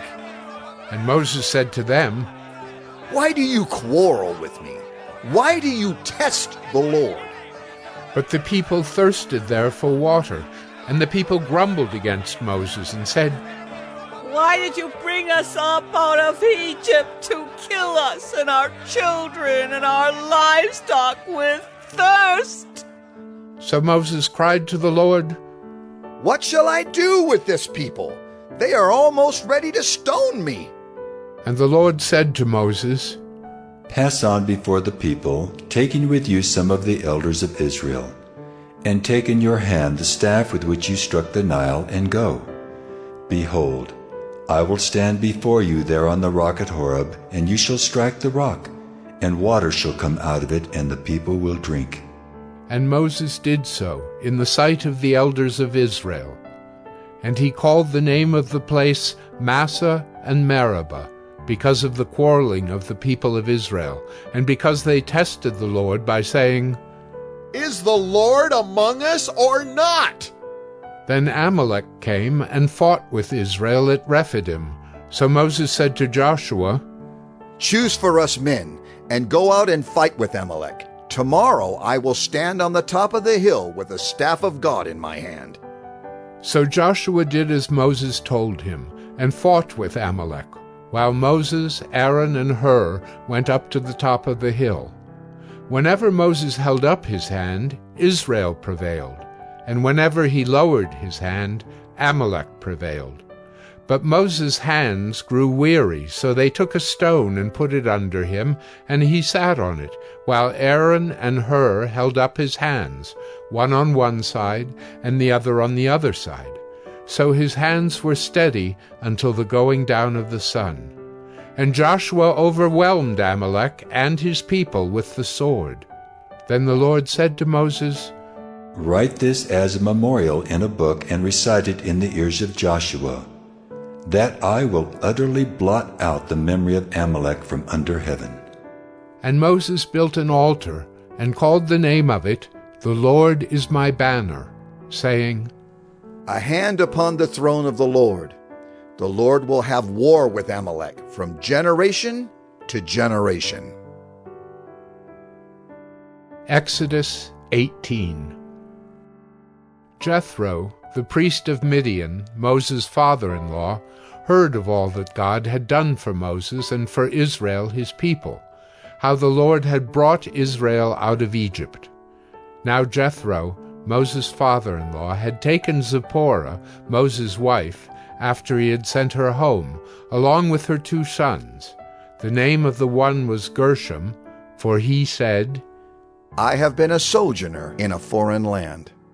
And the name of the other, Eliezer, for he said, The God of my father was my help, and delivered me from the sword of Pharaoh. Jethro, Moses' father-in-law, came with his sons and his wife to Moses in the wilderness, where he was encamped at the mountain of God. And when he sent word to Moses, I, your father-in-law Jethro, am coming to you with your wife and her 2 sons with her. Moses went out to meet his father-in-law, and bowed down and kissed him. And they asked each other of their welfare, and went into the tent. Then Moses told his father-in-law all that the Lord had done to Pharaoh and to the Egyptians for Israel's sake, all the hardship that had come upon them in the way, and how the Lord had delivered them. And Jethro rejoiced for all the good that the Lord had done to Israel, in that he had delivered them out of the hand of the Egyptians. Jethro said, Blessed be the Lord, who has delivered you out of the hand of the Egyptians and out of the hand of Pharaoh, and has delivered the people from under the hand of the Egyptians. Now I know that the Lord is greater than all gods, because in this affair they dealt arrogantly with the people. And Jethro, Moses' father-in-law, brought a burnt offering and sacrifices to God. And Aaron came with all the elders of Israel to eat bread with Moses' father-in-law before God. The next day Moses sat to judge the people, and the people stood around Moses from morning till evening. When Moses' father-in-law saw all that he was doing for the people, he said, What is this that you are doing for the people? Why do you sit alone, and all the people stand around you from morning till evening? And Moses said to his father-in-law, Because the people come to me to inquire of God. When they have a dispute, they come to me, and I decide between one person and another, and I make them know the statutes of God and his laws. Moses' father-in-law said to him, What you are doing is not good. You and the people with you will certainly wear yourselves out, for the thing is too heavy for you. You are not able to do it alone. Now obey my voice. I will give you advice, and God be with you. You shall represent the people before God and bring their cases to God. And you shall warn them about the statutes and the laws, and make them know the way in which they must walk and what they must do.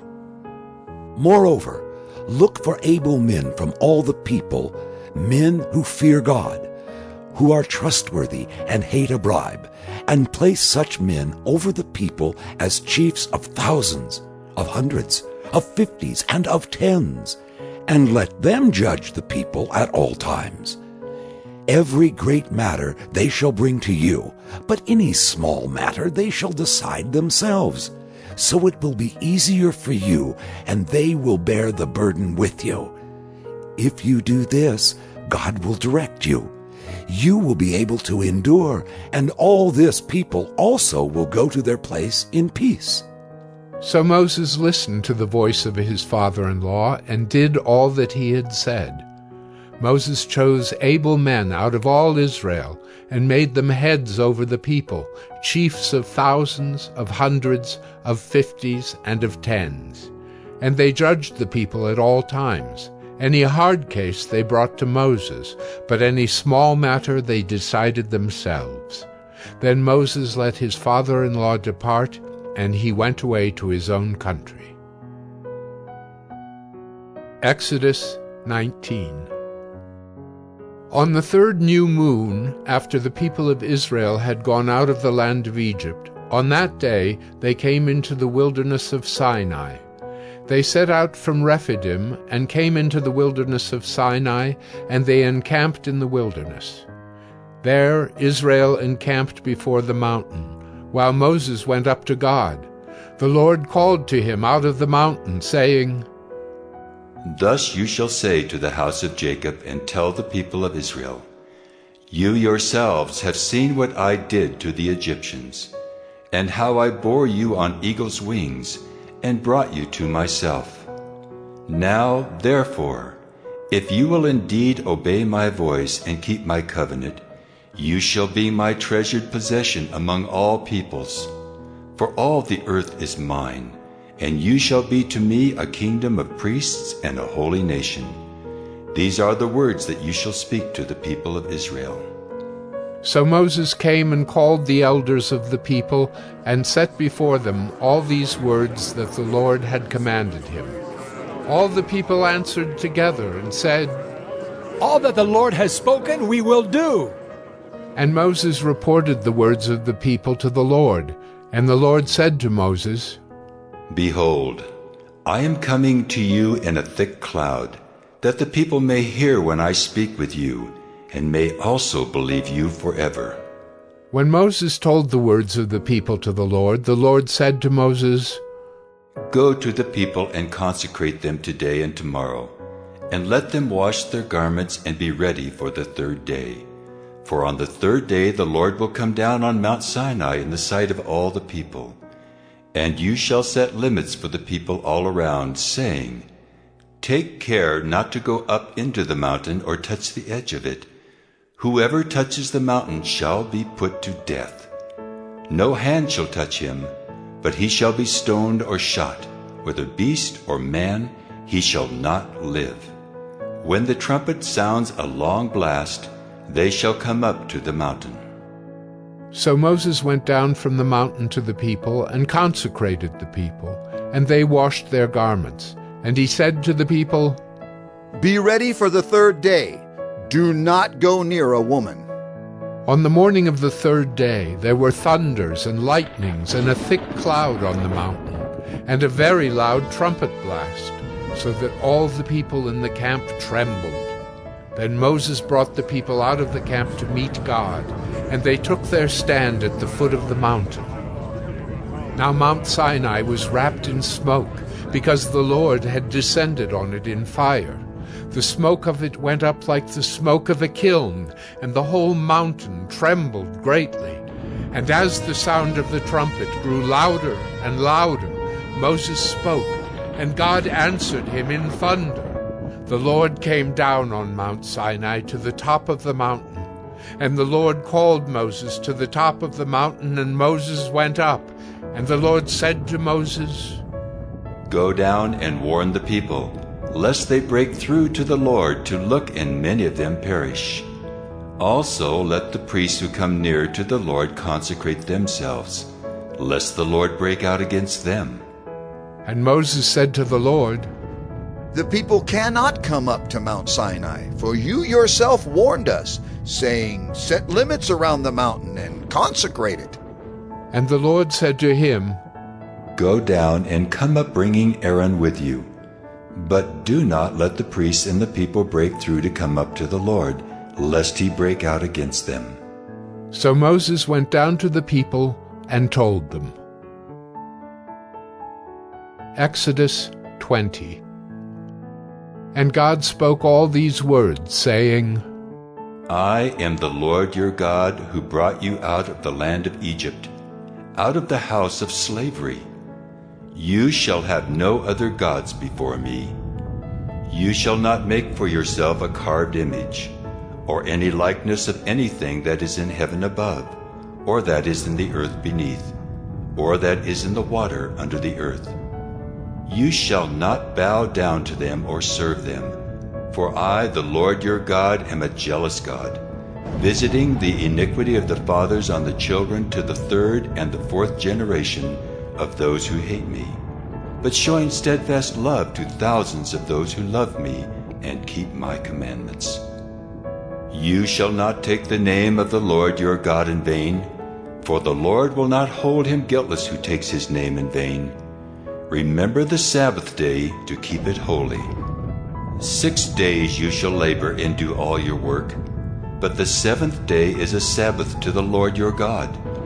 On it you shall not do any work, you or your son or your daughter, your male servant or your female servant, or your livestock, or the sojourner who is within your gates. For in 6 days the Lord made heaven and earth, the sea, and all that is in them, and rested on the seventh day. Therefore the Lord blessed the Sabbath day and made it holy. Honor your father and your mother, that your days may be long in the land that the Lord your God is giving you. You shall not murder. You shall not commit adultery. You shall not steal. You shall not bear false witness against your neighbor. You shall not covet your neighbor's house. You shall not covet your neighbor's wife, or his male servant, or his female servant, or his ox, or his donkey, or anything that is your neighbor's. Now when all the people saw the thunder and the flashes of lightning and the sound of the trumpet and the mountain smoking, the people were afraid and trembled. And they stood far off and said to Moses, You speak to us, and we will listen, but do not let God speak to us, lest we die. Moses said to the people, Do not fear, for God has come to test you, that the fear of him may be before you, that you may not sin. The people stood far off, while Moses drew near to the thick darkness where God was. And the Lord said to Moses, Thus you shall say to the people of Israel, You have seen for yourselves that I have talked with you from heaven.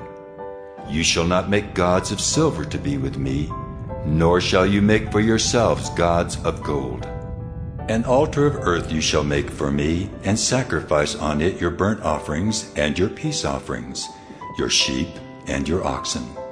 In every place where I cause my name to be remembered, I will come to you and bless you. If you make me an altar of stone, you shall not build it of hewn stones. For if you wield your tool on it, you profane it. And you shall not go up by steps to my altar, that your nakedness be not exposed on it. Exodus 21. Now these are the rules that you shall set before them. When you buy a Hebrew slave, he shall serve 6 years, and in the 7th he shall go out free for nothing. If he comes in single, he shall go out single. If he comes in married, then his wife shall go out with him. If his master gives him a wife, and she bears him sons or daughters, the wife and her children shall be her master's, and he shall go out alone. But if the slave plainly says, I love my master, my wife, and my children, I will not go out free. Then his master shall bring him to God, and he shall bring him to the door or the doorpost, and his master shall bore his ear through with an awl, and he shall be his slave forever. When a man sells his daughter as a slave, she shall not go out as the male slaves do. If she does not please her master, who has designated her for himself, then he shall let her be redeemed. He shall have no right to sell her to a foreign people, since he has broken faith with her. If he designates her for his son, he shall deal with her as with a daughter. If he takes another wife to himself, he shall not diminish her food, her clothing, or her marital rights. And if he does not do these 3 things for her, she shall go out for nothing, without payment of money.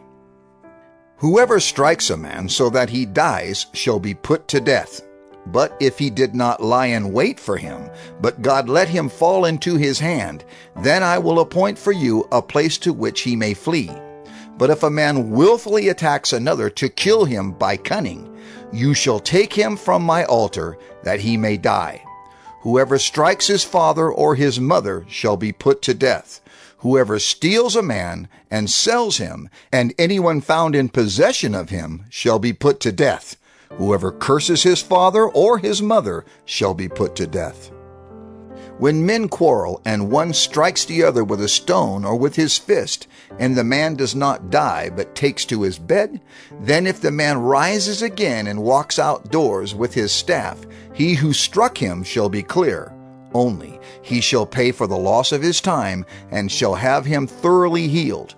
When a man strikes his slave, male or female, with a rod, and the slave dies under his hand, he shall be avenged. But if the slave survives a day or 2, he is not to be avenged, for the slave is his money.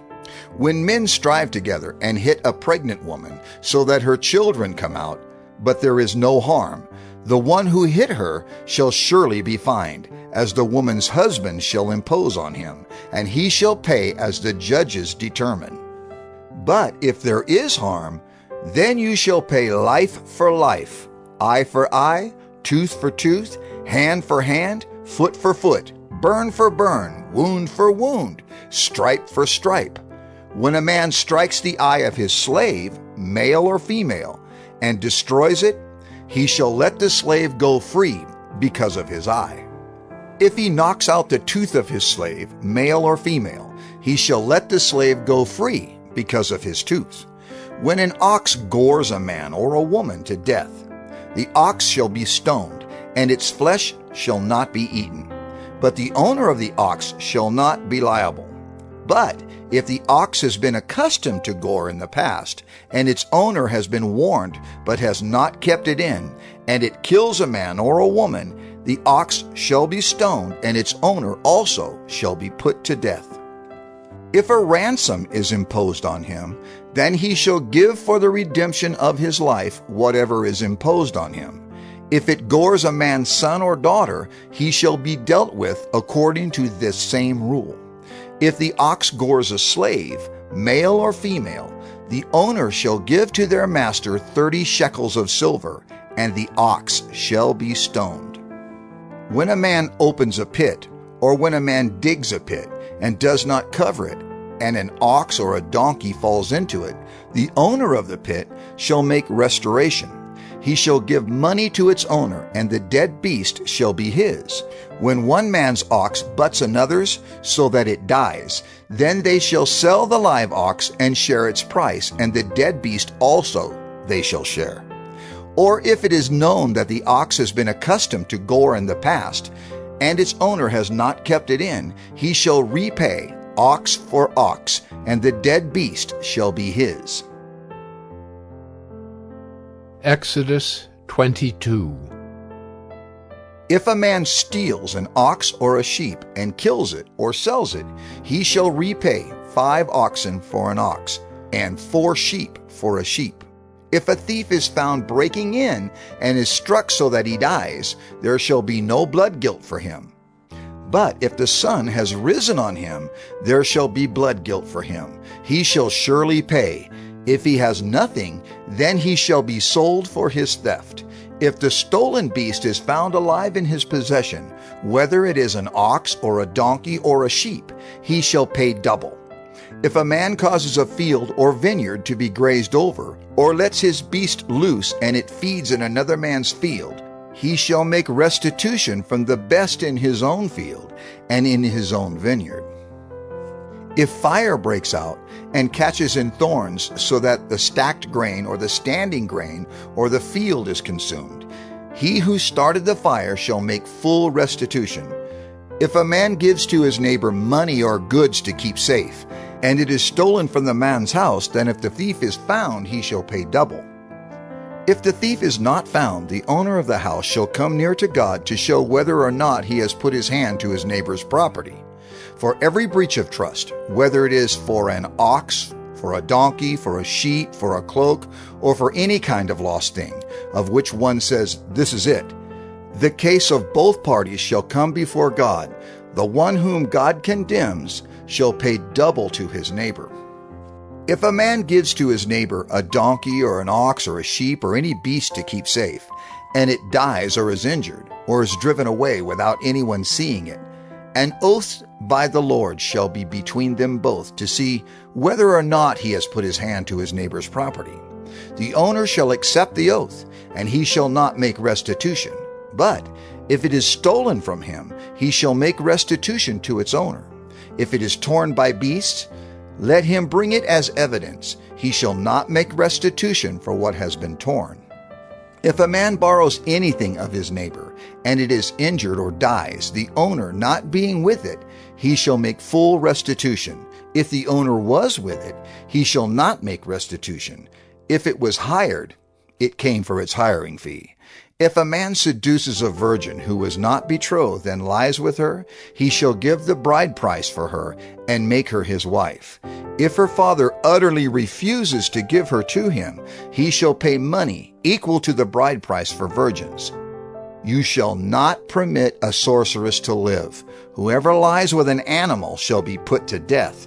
Whoever sacrifices to any god other than the Lord alone shall be devoted to destruction. You shall not wrong a sojourner or oppress him, for you were sojourners in the land of Egypt. You shall not mistreat any widow or fatherless child. If you do mistreat them, and they cry out to me, I will surely hear their cry, and my wrath will burn, and I will kill you with the sword, and your wives shall become widows, and your children fatherless. If you lend money to any of my people with you who is poor, you shall not be like a moneylender to him, and you shall not exact interest from him. If ever you take your neighbor's cloak in pledge, you shall return it to him before the sun goes down, for that is his only covering, and it is his cloak for his body. In what else shall he sleep? And if he cries to me, I will hear, for I am compassionate. You shall not revile God, nor curse a ruler of your people. You shall not delay to offer from the fullness of your harvest, and from the outflow of your presses. The firstborn of your sons you shall give to me. You shall do the same with your oxen and with your sheep. 7 days it shall be with its mother. On the 8th day you shall give it to me. You shall be consecrated to me. Therefore you shall not eat any flesh that is torn by beasts in the field. You shall throw it to the dogs. Exodus 23. You shall not spread a false report. You shall not join hands with a wicked man to be a malicious witness. You shall not fall in with the many to do evil, nor shall you bear witness in a lawsuit, siding with the many, so as to pervert justice. Nor shall you be partial to a poor man in his lawsuit. If you meet your enemy's ox or his donkey going astray, you shall bring it back to him. If you see the donkey of one who hates you lying down under its burden, you shall refrain from leaving him with it. You shall rescue it with him. You shall not pervert the justice due to your poor in his lawsuit. Keep far from a false charge, and do not kill the innocent and righteous, for I will not acquit the wicked. And you shall take no bribe, for a bribe blinds the clear-sighted and subverts the cause of those who are in the right. You shall not oppress a sojourner. You know the heart of a sojourner, for you were sojourners in the land of Egypt. For 6 years you shall sow your land and gather in its yield. But the 7th year you shall let it rest and lie fallow, that the poor of your people may eat, and what they leave the beast of the field may eat. You shall do likewise with your vineyard and with your olive orchard. 6 days you shall do your work, but on the 7th day you shall rest, that your ox and your donkey may have rest, and the son of your servant woman and the alien may be refreshed. Pay attention to all that I have said to you, and make no mention of the names of other gods, nor let it be heard on your lips. 3 times in the year you shall keep a feast to me. You shall keep the feast of unleavened bread.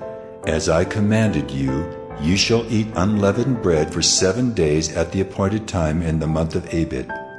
For in it you came out of Egypt. None shall appear before me empty-handed. You shall keep the feast of harvest, of the first fruits of your labor, of what you sow in the field.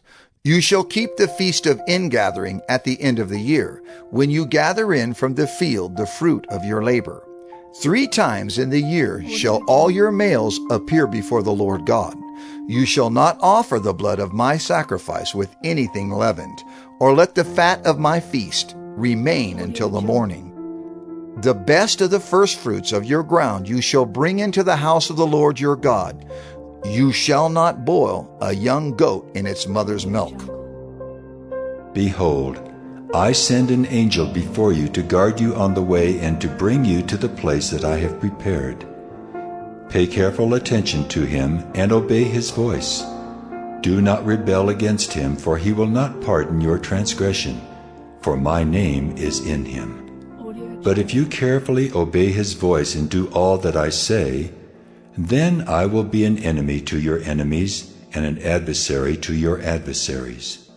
When my angel goes before you and brings you to the Amorites, and the Hittites, and the Perizzites, and the Canaanites, the Hivites, and the Jebusites, and I blot them out, you shall not bow down to their gods nor serve them, nor do as they do, but you shall utterly overthrow them and break their pillars in pieces. You shall serve the Lord your God, and he will bless your bread and your water. And I will take sickness away from among you. None shall miscarry or be barren in your land. I will fulfill the number of your days. I will send my terror before you, and will throw into confusion all the people against whom you shall come. And I will make all your enemies turn their backs to you. And I will send hornets before you, which shall drive out the Hivites, the Canaanites, and the Hittites from before you. I will not drive them out from before you in 1 year, lest the land become desolate, and the wild beasts multiply against you. Little by little I will drive them out from before you, until you have increased and possessed the land. And I will set your border from the Red Sea to the Sea of the Philistines, and from the wilderness to the Euphrates. For I will give the inhabitants of the land into your hand, and you shall drive them out before you. You shall make no covenant with them and their gods. They shall not dwell in your land, lest they make you sin against me. For if you serve their gods, it will surely be a snare to you. Exodus 24. Then he said to Moses, Come up to the Lord, you and Aaron, Nadab and Abihu, and 70 of the elders of Israel, and worship from afar. Moses alone shall come near to the Lord, but the others shall not come near, and the people shall not come up with him. Moses came and told the people all the words of the Lord and all the rules. And all the people answered with one voice and said, All the words that the Lord has spoken we will do. And Moses wrote down all the words of the Lord. He rose early in the morning and built an altar at the foot of the mountain, and 12 pillars according to the 12 tribes of Israel. And he sent young men of the people of Israel, who offered burnt offerings and sacrificed peace offerings of oxen to the Lord. And Moses took half of the blood and put it in basins, and half of the blood he threw against the altar. Then he took the book of the covenant and read it in the hearing of the people. And they said, "All that the Lord has spoken we will do, and we will be obedient." And Moses took the blood and threw it on the people and said, "Behold, the blood of the covenant that the Lord has made with you, in accordance with all these words." Then Moses and Aaron, Nadab and Abihu, and 70 of the elders of Israel went up, and they saw the God of Israel. There was under his feet, as it were, a pavement of sapphire stone, like the very heaven for clearness. And he did not lay his hand on the chief men of the people of Israel. They beheld God, and ate and drank. The Lord said to Moses, "Come up to me on the mountain, and wait there, that I may give you the tablets of stone, with the law and the commandment, which I have written for their instruction." So Moses rose with his assistant Joshua, and Moses went up into the mountain of God. And he said to the elders, "Wait here for us until we return to you. And behold, Aaron and Hur are with you. Whoever has a dispute, let him go to them." Then Moses went up on the mountain, and the cloud covered the mountain. The glory of the Lord dwelt on Mount Sinai, and the cloud covered it 6 days. And on the 7th day he called to Moses out of the midst of the cloud. Now the appearance of the glory of the Lord was like a devouring fire on the top of the mountain in the sight of the people of Israel. Moses entered the cloud and went up on the mountain. And Moses was on the mountain 40 days and 40 nights. Exodus 25. The Lord said to Moses, "Speak to the people of Israel that they take for me a contribution. From every man whose heart moves him, you shall receive the contribution for me.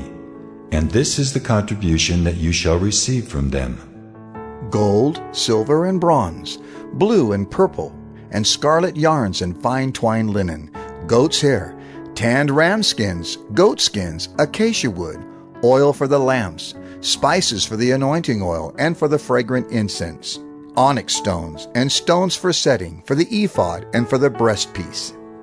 And let them make me a sanctuary that I may dwell in their midst, exactly as I show you concerning the pattern of the tabernacle and of all its furniture, so you shall make it. They shall make an ark of acacia wood.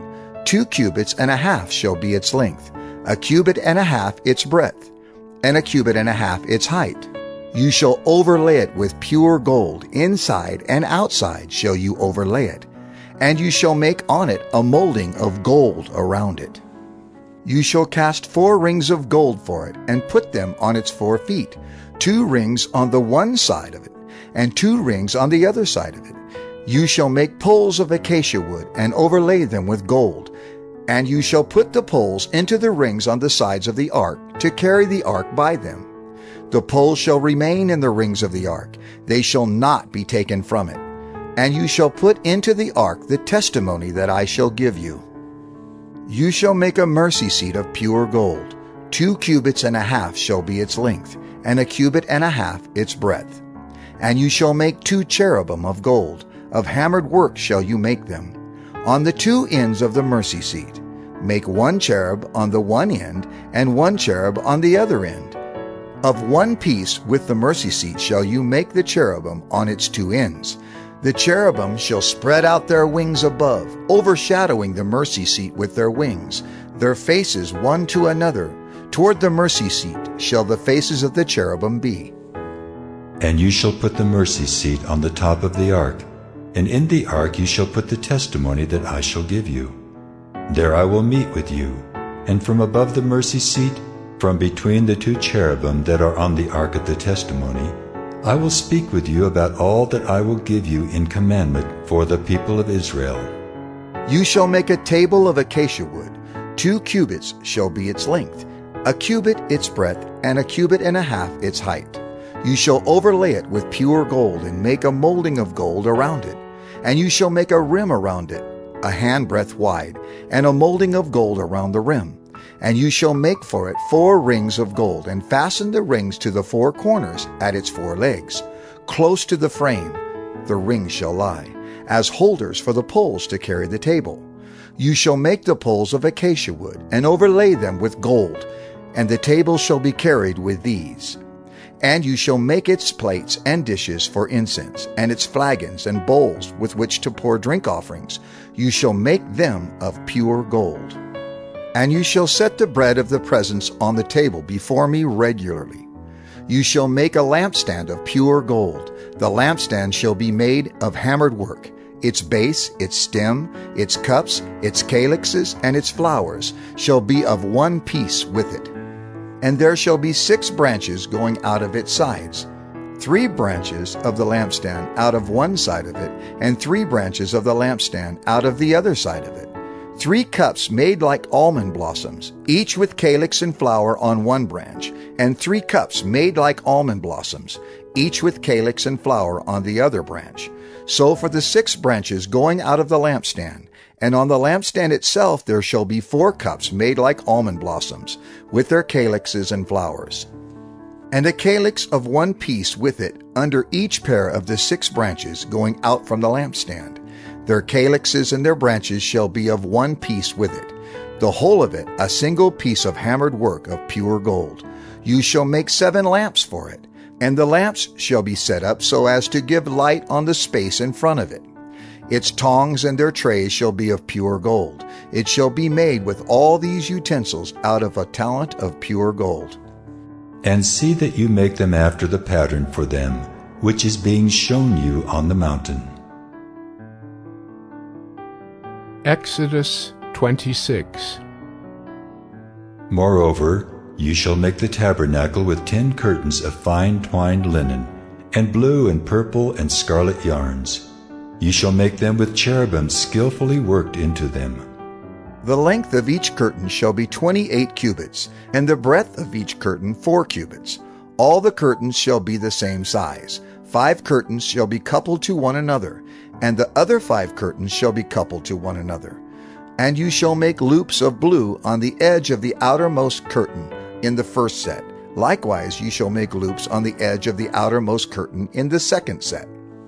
50 loops you shall make on the one curtain, and 50 loops you shall make on the edge of the curtain that is in the second set. The loops shall be opposite one another, and you shall make 50 clasps of gold, and couple the curtains one to the other with the clasps, so that the tabernacle may be a single whole. You shall also make curtains of goat's hair for a tent over the tabernacle. 11 curtains shall you make. The length of each curtain shall be 30 cubits, and the breadth of each curtain 4 cubits. The 11 curtains shall be the same size. You shall couple 5 curtains by themselves, and 6 curtains by themselves. And the 6th curtain you shall double over at the front of the tent. You shall make 50 loops on the edge of the curtain that is outermost in one set, and 50 loops on the edge of the curtain that is outermost in the second set. You shall make 50 clasps of bronze, and put the clasps into the loops, and couple the tent together, that it may be a single whole. And the part that remains of the curtains of the tent, the half curtain that remains, shall hang over the back of the tabernacle. And the extra that remains in the length of the curtains, the cubit on the one side and the cubit on the other side, shall hang over the sides of the tabernacle, on this side and that side, to cover it. And you shall make for the tent a covering of tan ram skins, and a covering of goat skins on top. You shall make upright frames for the tabernacle of acacia wood. 10 cubits shall be the length of a frame, and a cubit and a half the breadth of each frame. There shall be 2 tenons in each frame for fitting together. So shall you do for all the frames of the tabernacle. You shall make the frames for the tabernacle, 20 frames for the south side, and 40 bases of silver you shall make under the 20 frames, 2 bases under one frame for its 2 tenons, and 2 bases under the next frame for its 2 tenons. And for the second side of the tabernacle, on the north side, 20 frames, and there 40 bases of silver, 2 bases under one frame and 2 bases under the next frame, And for the rear of the tabernacle westward, you shall make 6 frames, and you shall make 2 frames for corners of the tabernacle in the rear. They shall be separate beneath, but joined at the top, at the first ring. Thus shall it be with both of them. They shall form the 2 corners. And there shall be 8 frames with their bases of silver, 16 bases, 2 bases under one frame, and 2 bases under another frame. You shall make bars of acacia wood, 5 for the frames of the one side of the tabernacle, and 5 bars for the frames of the other side of the tabernacle, and 5 bars for the frames of the side of the tabernacle at the rear westward. The middle bar, halfway up the frames, shall run from end to end. You shall overlay the frames with gold, and shall make their rings of gold, for holders for the bars, and you shall overlay the bars with gold. Then you shall erect the tabernacle according to the plan for it that you were shown on the mountain. And you shall make a veil of blue and purple and scarlet yarns and fine twined linen. It shall be made with cherubim, skillfully worked into it. And you shall hang it on 4 pillars of acacia, overlaid with gold, with hooks of gold, on 4 bases of silver. And you shall hang the veil from the clasps, and bring the ark of the testimony in there within the veil. And the veil shall separate for you the holy place from the most holy. You shall put the mercy seat on the ark of the testimony in the most holy place. And you shall set the table outside the veil, and the lampstand on the south side of the tabernacle opposite the table. And you shall put the table on the north side. You shall make a screen for the entrance of the tent, of blue and purple and scarlet yarns and fine twined linen, embroidered with needlework. And you shall make for the screen 5 pillars of acacia, and overlay them with gold. Their hooks shall be of gold, and you shall cast 5 bases of bronze for them. Exodus 27. You shall make the altar of acacia wood, 5 cubits long and 5 cubits broad. The altar shall be square, and its height shall be 3 cubits. And you shall make horns for it on its 4 corners. Its horns shall be of one piece with it, and you shall overlay it with bronze. You shall make pots for it to receive its ashes, and shovels and basins, and forks and fire pans. You shall make all its utensils of bronze. You shall also make for it a grating, a network of bronze, and on the net you shall make 4 bronze rings at its 4 corners. And you shall set it under the ledge of the altar, so that the net extends halfway down the altar. And you shall make poles for the altar, poles of acacia wood, and overlay them with bronze. And the poles shall be put through the rings, so that the poles are on the 2 sides of the altar when it is carried. You shall make it hollow with boards, as it has been shown you on the mountain. So shall it be made. You shall make the court of the tabernacle. On the south side the court shall have hangings of fine twined linen, 100 cubits long for one side. Its 20 pillars and their 20 bases shall be of bronze, but the hooks of the pillars and their fillets shall be of silver. And likewise for its length on the north side there shall be hangings, 100 cubits long, its pillars 20, and their bases 20, of bronze. But the hooks of the pillars and their fillets shall be of silver. And for the breadth of the court on the west side there shall be hangings for 50 cubits, with 10 pillars and 10 bases. The breadth of the court on the front to the east shall be 50 cubits. The hangings for the one side of the gate shall be 15 cubits, with their 3 pillars and 3 bases. On the other side the hangings shall be 15 cubits, with their 3 pillars and 3 bases. For the gate of the court there shall be a screen 20 cubits long, of blue and purple and scarlet yarns and fine twined linen, embroidered with needlework. It shall have 4 pillars, and with them 4 bases. All the pillars around the court shall be filleted with silver. Their hooks shall be of silver, and their bases of bronze. The length of the court shall be 100 cubits, the breadth 50, and the height 5 cubits, with hangings of fine twined linen and bases of bronze.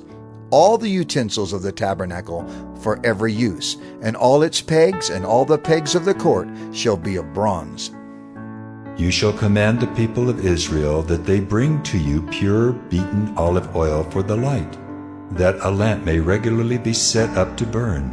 In the tent of meeting, outside the veil that is before the testimony, Aaron and his sons shall tend it from evening to morning before the Lord.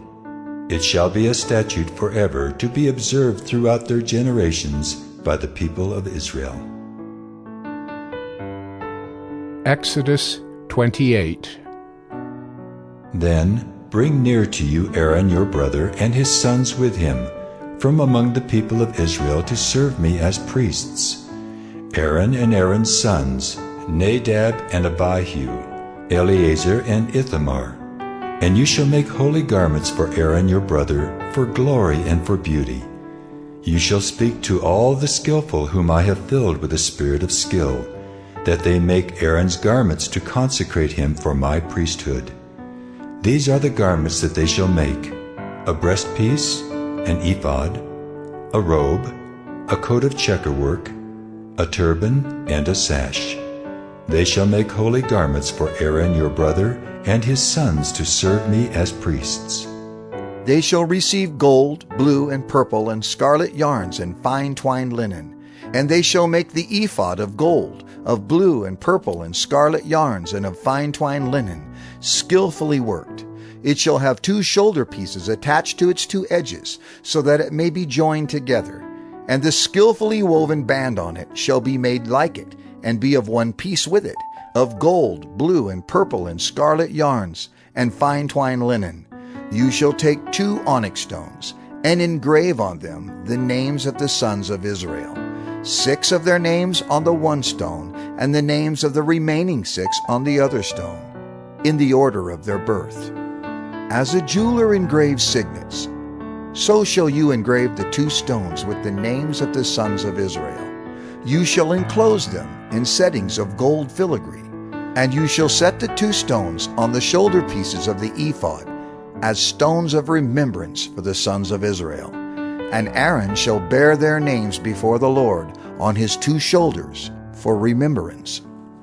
You shall make settings of gold filigree and 2 chains of pure gold, twisted like cords, and you shall attach the corded chains to the settings. You shall make a breastpiece of judgment in skilled work. In the style of the ephod you shall make it. Of gold, blue, and purple, and scarlet yarns, and fine twined linen shall you make it. It shall be square and doubled, a span its length, and a span its breadth. You shall set in it 4 rows of stones.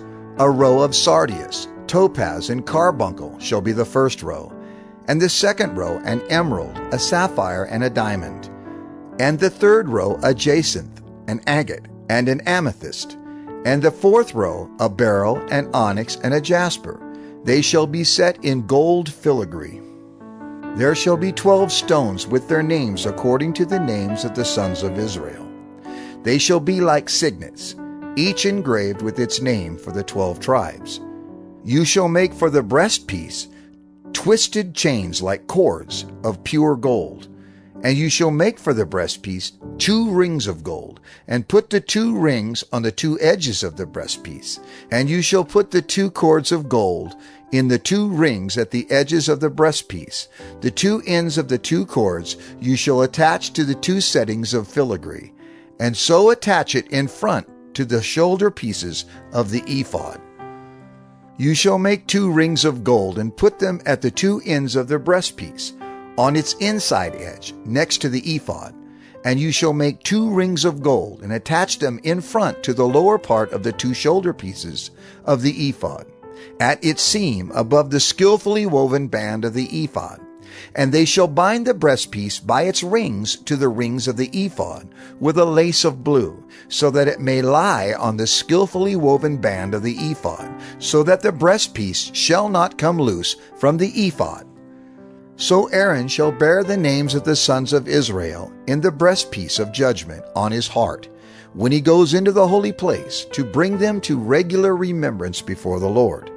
And in the breastpiece of judgment you shall put the Urim and the Thummim, and they shall be on Aaron's heart when he goes in before the Lord. Thus Aaron shall bear the judgment of the people of Israel on his heart before the Lord regularly. You shall make the robe of the ephod all of blue.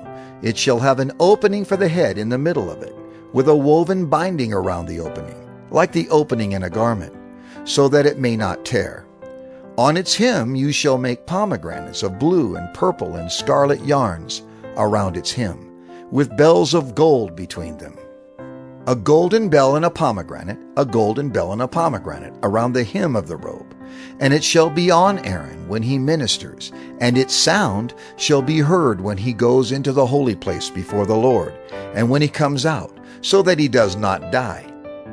You shall make a plate of pure gold and engrave on it, like the engraving of a signet, holy to the Lord. And you shall fasten it on the turban by a cord of blue. It shall be on the front of the turban. It shall be on Aaron's forehead, and Aaron shall bear any guilt from the holy things that the people of Israel consecrate as their holy gifts. It shall regularly be on his forehead, that they may be accepted before the Lord. You shall weave the coat in checkerwork of fine linen, and you shall make a turban of fine linen, and you shall make a sash embroidered with needlework. For Aaron's sons you shall make coats and sashes and caps.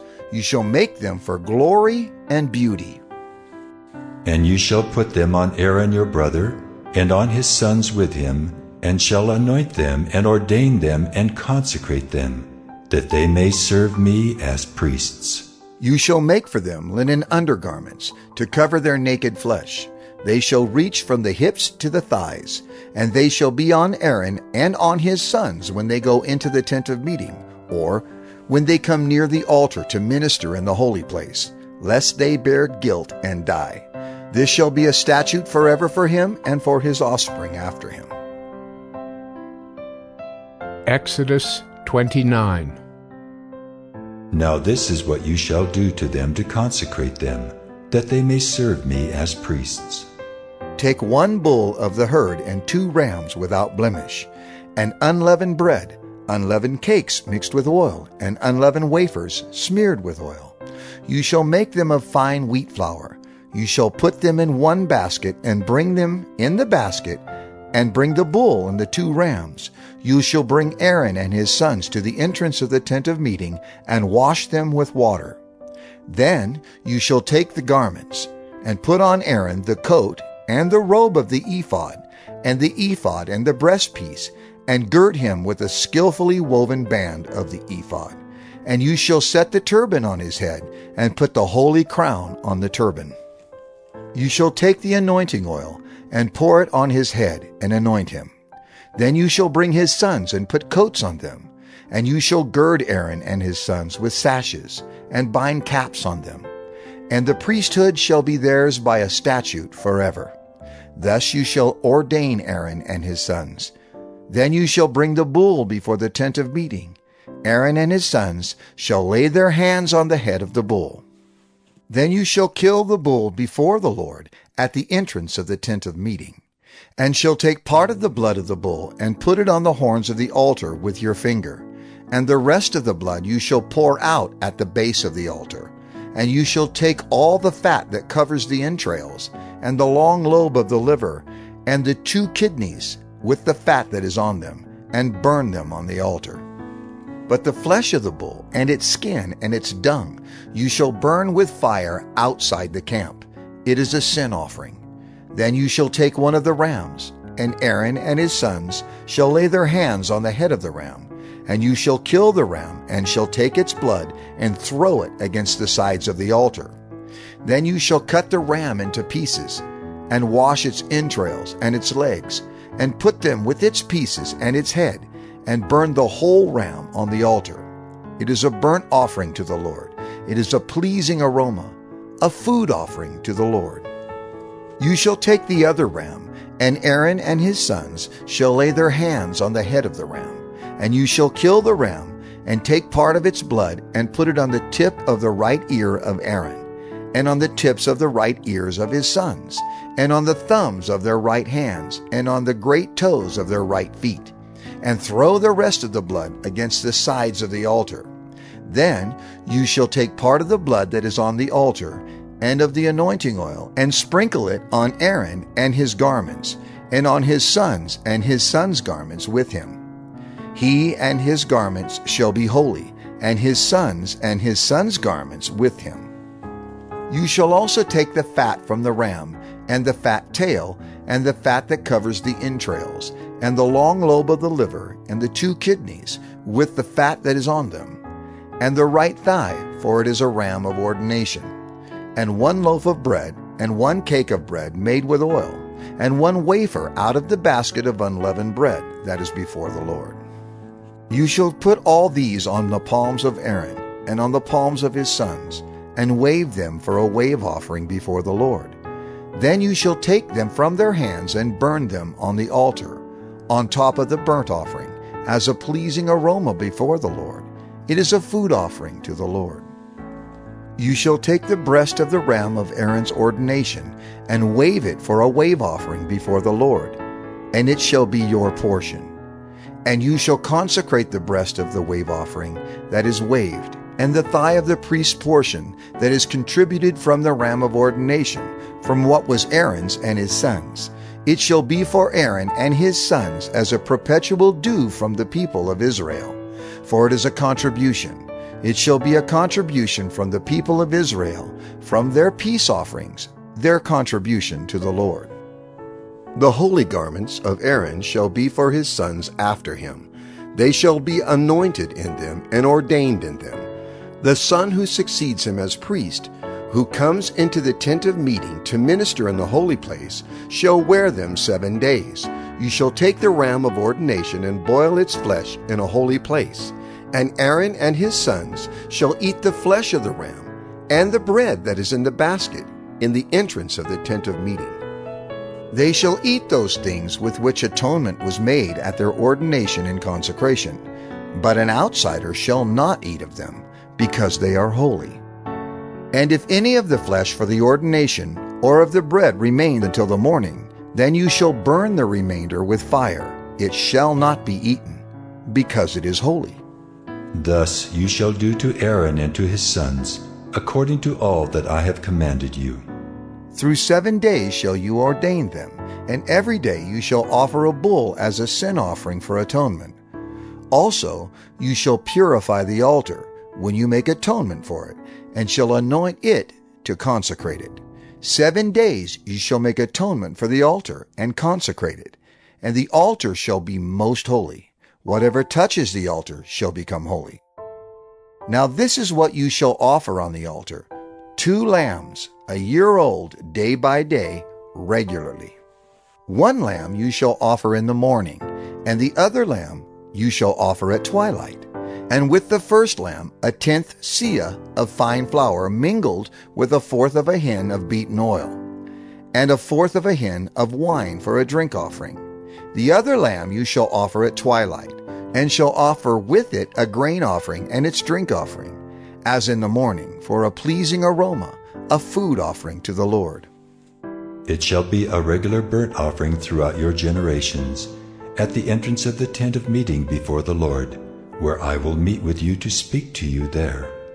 There I will meet with the people of Israel, and it shall be sanctified by my glory. I will consecrate the tent of meeting and the altar.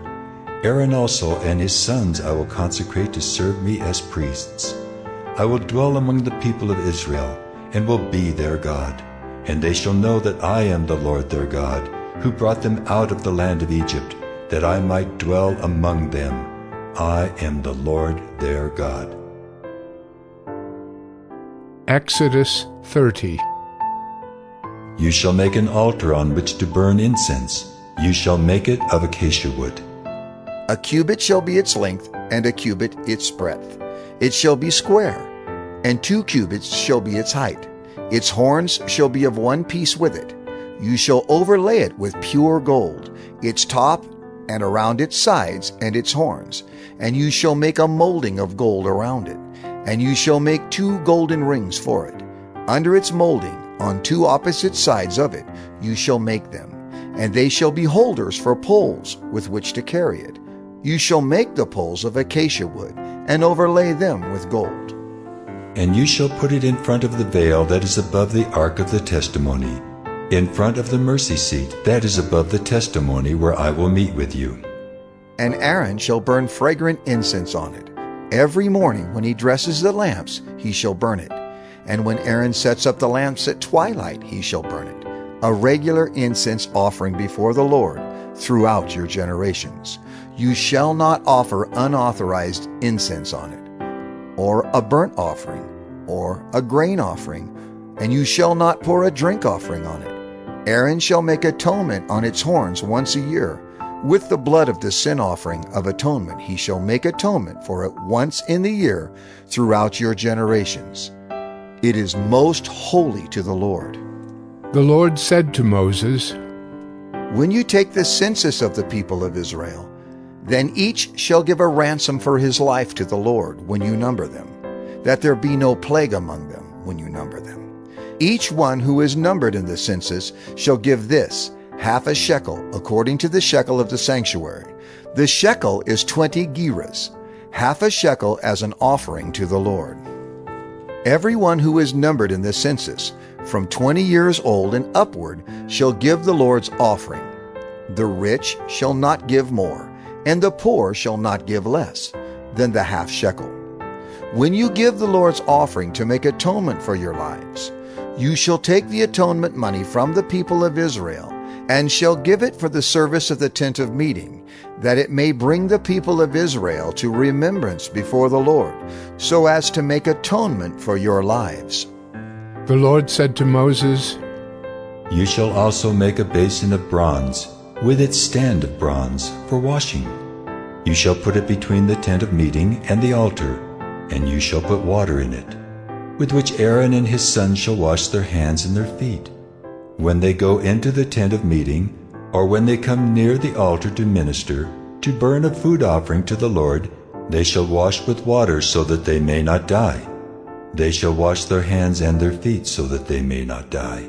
It shall be a statute forever to them, even to him and to his offspring throughout their generations.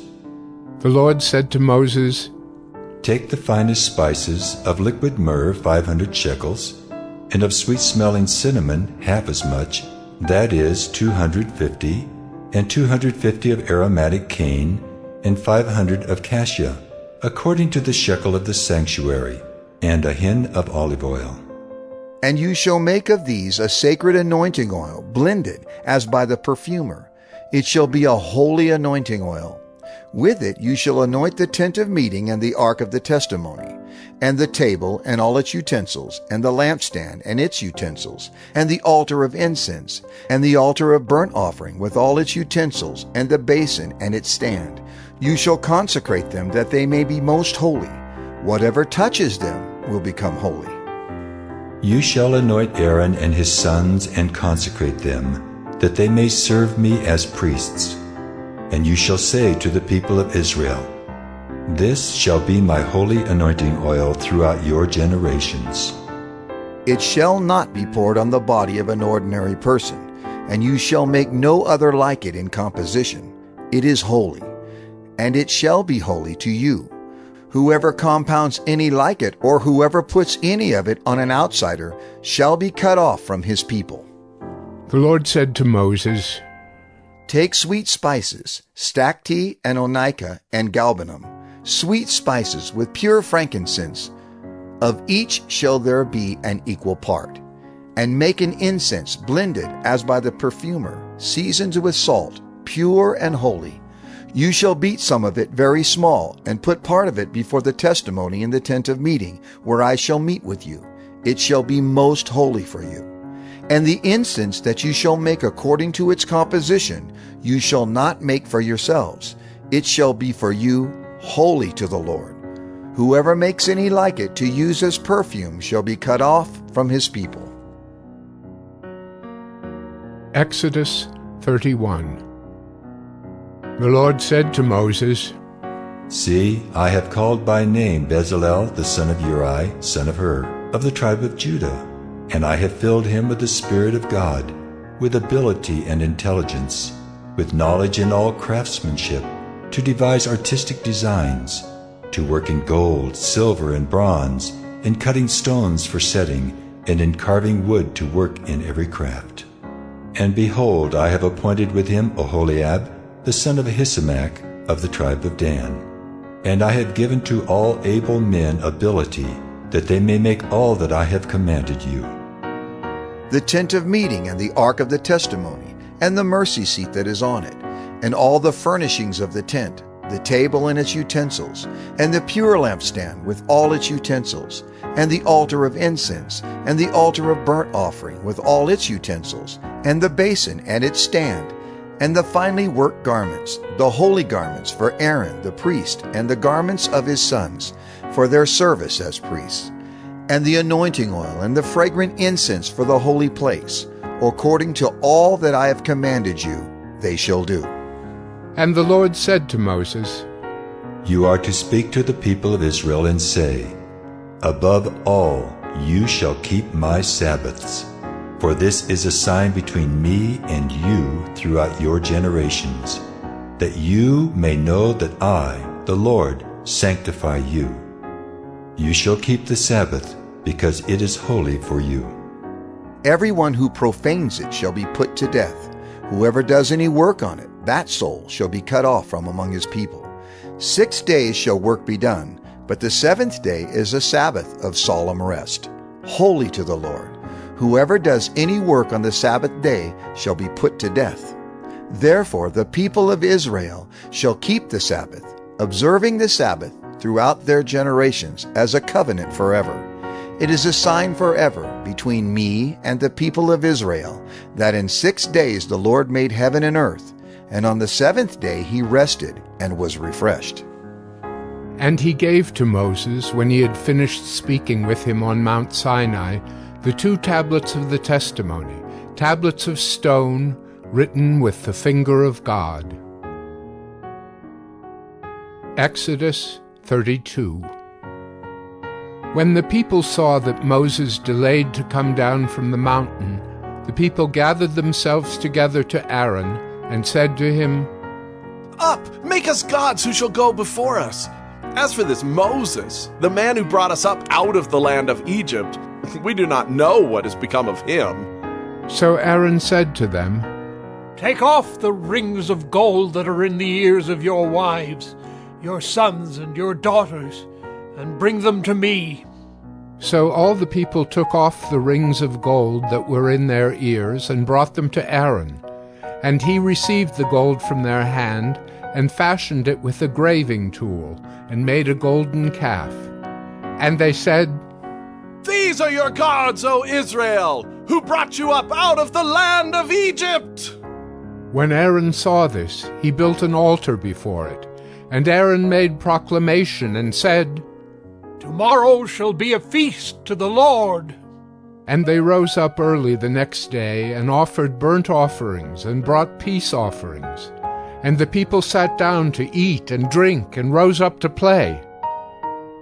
And the Lord said to Moses, Go down, for your people whom you brought up out of the land of Egypt have corrupted themselves. They have turned aside quickly out of the way that I commanded them. They have made for themselves a golden calf, and have worshipped it and sacrificed to it, and said, These are your gods, O Israel, who brought you up out of the land of Egypt. And the Lord said to Moses, I have seen this people, and behold, it is a stiff-necked people.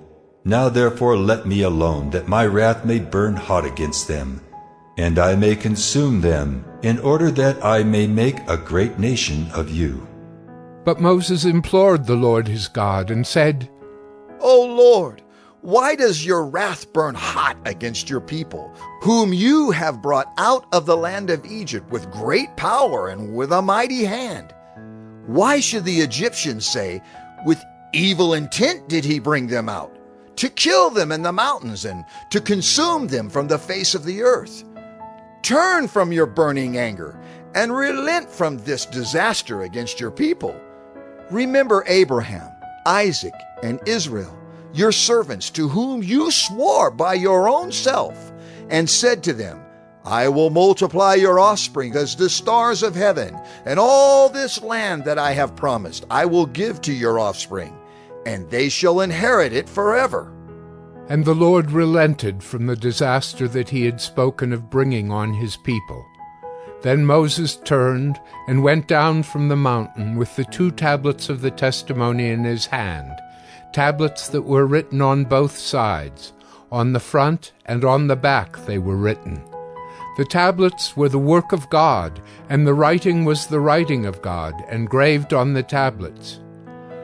When Joshua heard the noise of the people as they shouted, he said to Moses, "There is a noise of war in the camp." But he said, "It is not the sound of shouting for victory, or the sound of the cry of defeat, but the sound of singing that I hear." And as soon as he came near the camp and saw the calf and the dancing, Moses' anger burned hot, and he threw the tablets out of his hands and broke them at the foot of the mountain. He took the calf that they had made and burned it with fire, and ground it to powder and scattered it on the water, and made the people of Israel drink it. And Moses said to Aaron, "What did this people do to you that you have brought such a great sin upon them?" And Aaron said, "Let not the anger of my Lord burn hot. You know the people, that they are set on evil. For they said to me, 'Make us gods who shall go before us.' As for this Moses, the man who brought us up out of the land of Egypt, we do not know what has become of him. So I said to them, 'Let any who have gold take it off.'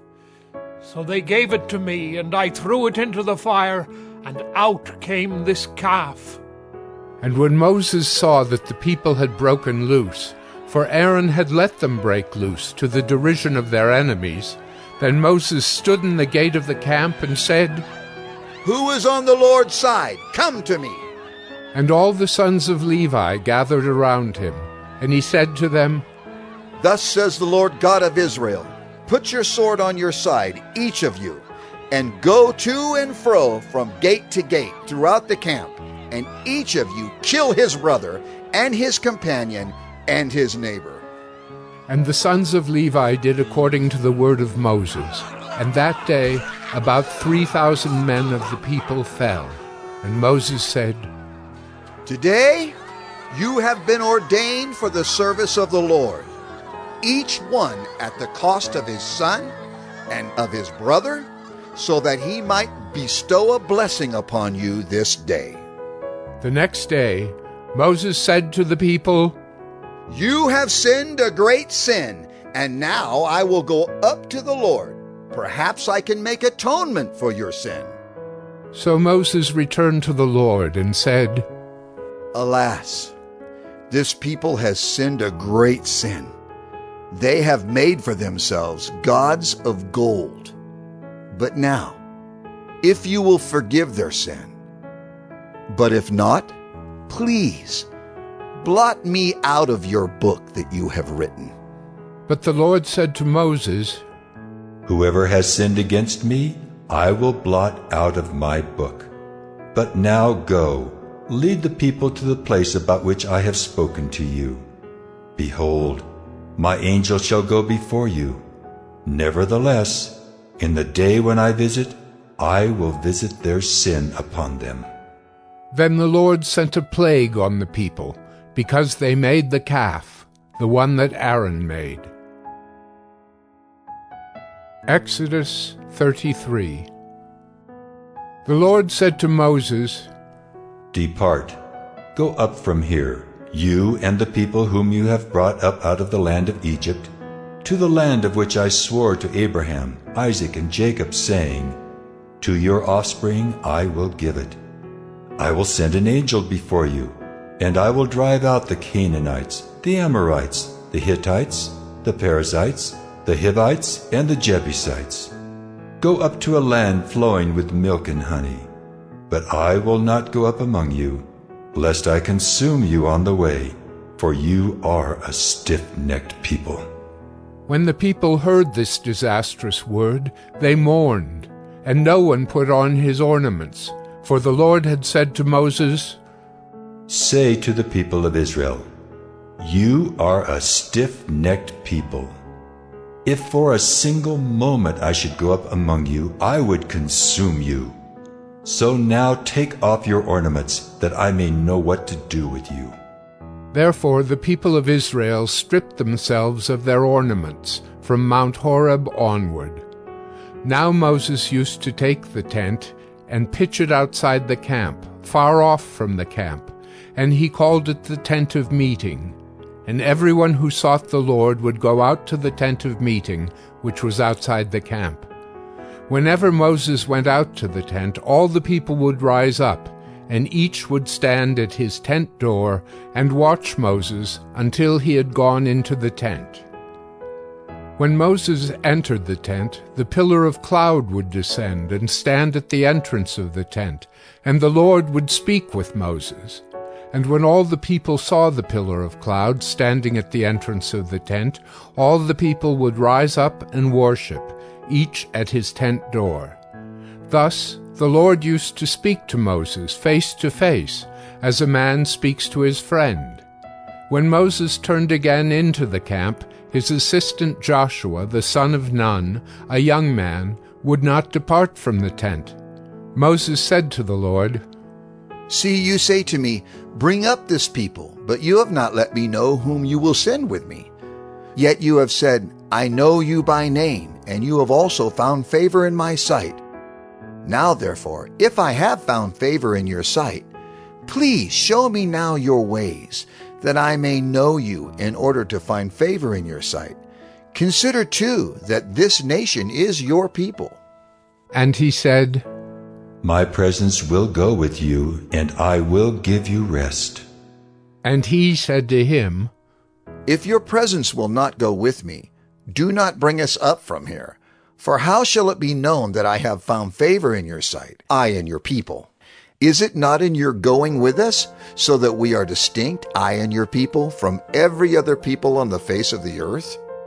And the Lord said to Moses, This very thing that you have spoken, I will do, for you have found favor in my sight, and I know you by name. Moses said, Please, show me your glory. And he said, I will make all my goodness pass before you, and will proclaim before you my name, the Lord. And I will be gracious to whom I will be gracious, and will show mercy on whom I will show mercy.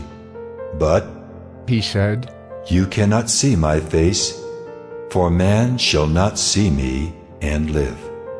And the Lord said, Behold, there is a place by me where you shall stand on the rock, and while my glory passes by, I will put you in a cleft of the rock, and I will cover you with my hand until I have passed by. Then I will take away my hand, and you shall see my back, but my face shall not be seen. Exodus 34. The Lord said to Moses, Cut for yourself 2 tablets of stone like the first, and I will write on the tablets the words that were on the first tablets, which you broke. Be ready by the morning, and come up in the morning to Mount Sinai, and present yourself there to me on the top of the mountain. No one shall come up with you, and let no one be seen throughout all the mountain. Let no flocks or herds graze opposite that mountain. So Moses cut 2 tablets of stone like the first, and he rose early in the morning and went up on Mount Sinai as the Lord had commanded him, and took in his hand 2 tablets of stone. The Lord descended in the cloud and stood with him there, and proclaimed the name of the Lord. The Lord passed before him and proclaimed, The Lord, a God merciful and gracious, slow to anger, and abounding in steadfast love and faithfulness, keeping steadfast love for thousands, forgiving iniquity and transgression and sin, but who will by no means clear the guilty, visiting the iniquity of the fathers on the children, and the children's children to the 3rd and the 4th generation. And Moses quickly bowed his head toward the earth and worshipped. And he said, If now I have found favor in your sight, O Lord, please let the Lord go in the midst of us, for it is a stiff-necked people, and pardon our iniquity and our sin, and take us for your inheritance. And he said, Behold, I am making a covenant.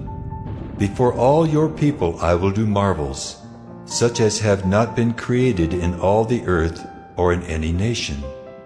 And all the people among whom you are shall see the work of the Lord, for it is an awesome thing that I will do with you. Observe what I command you this day.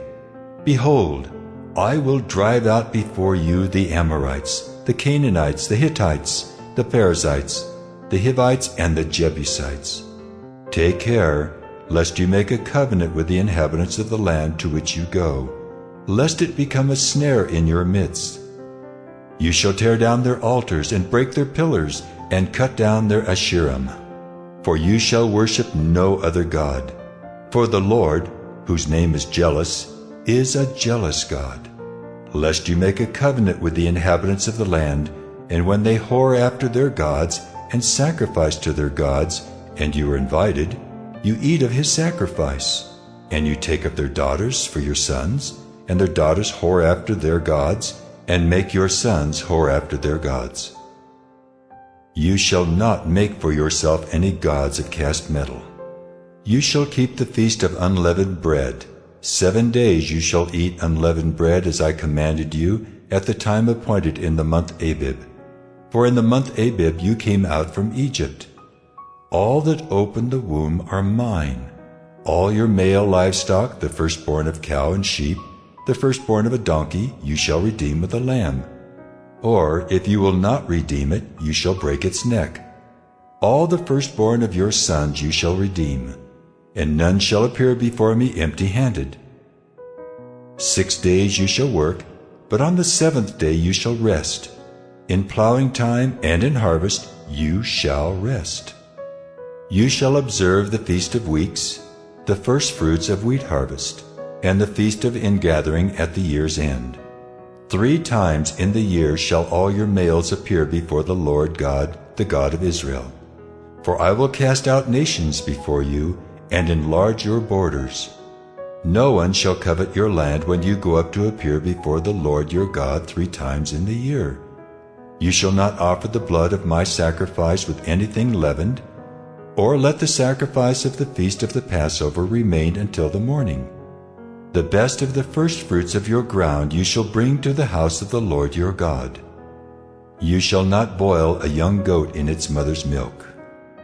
And the Lord said to Moses, Write these words, for in accordance with these words I have made a covenant with you and with Israel. So he was there with the Lord 40 days and 40 nights. He neither ate bread nor drank water. And he wrote on the tablets the words of the covenant, the 10 Commandments. When Moses came down from Mount Sinai with the 2 tablets of the testimony in his hand as he came down from the mountain, Moses did not know that the skin of his face shone because he had been talking with God. Aaron and all the people of Israel saw Moses, and behold, the skin of his face shone, and they were afraid to come near him. But Moses called to them, and Aaron and all the leaders of the congregation returned to him, and Moses talked with them. Afterward all the people of Israel came near, and he commanded them all that the Lord had spoken with him in Mount Sinai. And when Moses had finished speaking with them, he put a veil over his face. Whenever Moses went in before the Lord to speak with him, he would remove the veil until he came out. And when he came out and told the people of Israel what he was commanded, the people of Israel would see the face of Moses, that the skin of Moses' face was shining. And Moses would put the veil over his face again until he went in to speak with him. Exodus 35. Moses assembled all the congregation of the people of Israel and said to them, These are the things that the Lord has commanded you to do. 6 days' work shall be done, but on the 7th day you shall have a Sabbath of solemn rest, holy to the Lord. Whoever does any work on it shall be put to death. You shall kindle no fire in all your dwelling places on the Sabbath day. Moses said to all the congregation of the people of Israel, This is the thing that the Lord has commanded. Take from among you a contribution to the Lord. Whoever is of a generous heart, let him bring the Lord's contribution: gold, silver, and bronze, blue and purple and scarlet yarns and fine twined linen, goat's hair, tanned ram skins and goat skins, acacia wood, oil for the light, spices for the anointing oil, and for the fragrant incense, and onyx stones, and stones for setting, for the ephod, and for the breastpiece. Let every skillful craftsman among you come and make all that the Lord has commanded: the tabernacle, its tent and its covering, its hooks and its frames, its bars, its pillars and its bases, the ark with its poles, the mercy seat and the veil of the screen, the table with its poles and all its utensils, and the bread of the presence. The lampstand also for the light, with its utensils and its lamps, and the oil for the light, and the altar of incense with its poles, and the anointing oil, and the fragrant incense, and the screen for the door, at the door of the tabernacle, the altar of burnt offering with its grating of bronze, its poles and all its utensils, the basin and its stand, the hangings of the court, its pillars and its bases, and the screen for the gate of the court, the pegs of the tabernacle and the pegs of the court, and their cords, the finely worked garments for ministering in the holy place, the holy garments for Aaron the priest, and the garments of his sons for their service as priests. Then all the congregation of the people of Israel departed from the presence of Moses. And they came, everyone whose heart stirred him, and everyone whose spirit moved him, and brought the Lord's contribution to be used for the tent of meeting, and for all its service, and for the holy garments. So they came, both men and women. All who were of a willing heart brought brooches and earrings and signet rings and armlets, all sorts of gold objects, every man dedicating an offering of gold to the Lord. And everyone who possessed blue or purple or scarlet yarns, or fine linen, or goat's hair, or tanned ram skins, or goat skins, brought them. Everyone who could make a contribution of silver or bronze brought it as the Lord's contribution. And everyone who possessed acacia wood of any use in the work brought it. And every skillful woman spun with her hands, and they all brought what they had spun in blue and purple and scarlet yarns and fine twined linen. All the women whose hearts stirred them to use their skill spun the goat's hair. And the leaders brought onyx stones and stones to be set for the ephod and for the breastpiece, and spices and oil for the light, and for the anointing oil, and for the fragrant incense. All the men and women, the people of Israel, whose heart moved them to bring anything for the work that the Lord had commanded by Moses to be done, brought it as a freewill offering to the Lord.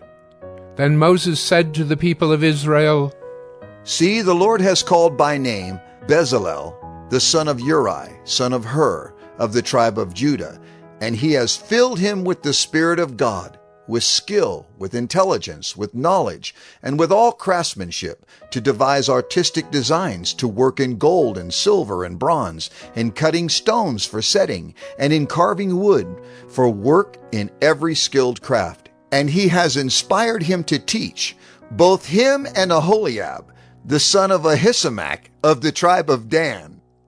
He has filled them with skill to do every sort of work done by an engraver, or by a designer, or by an embroiderer, in blue and purple and scarlet yarns and fine twined linen, or by a weaver, by any sort of workman or skilled designer.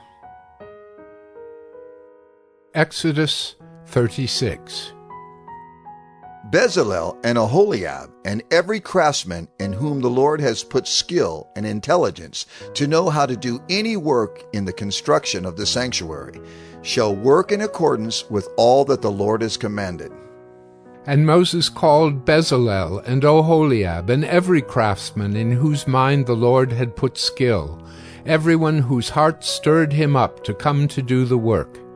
And they received from Moses all the contribution that the people of Israel had brought for doing the work on the sanctuary.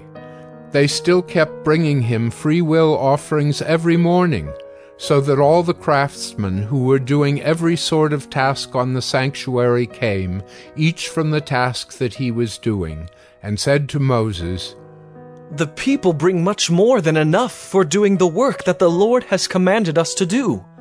So Moses gave command, and word was proclaimed throughout the camp. Let no man or woman do anything more for the contribution for the sanctuary.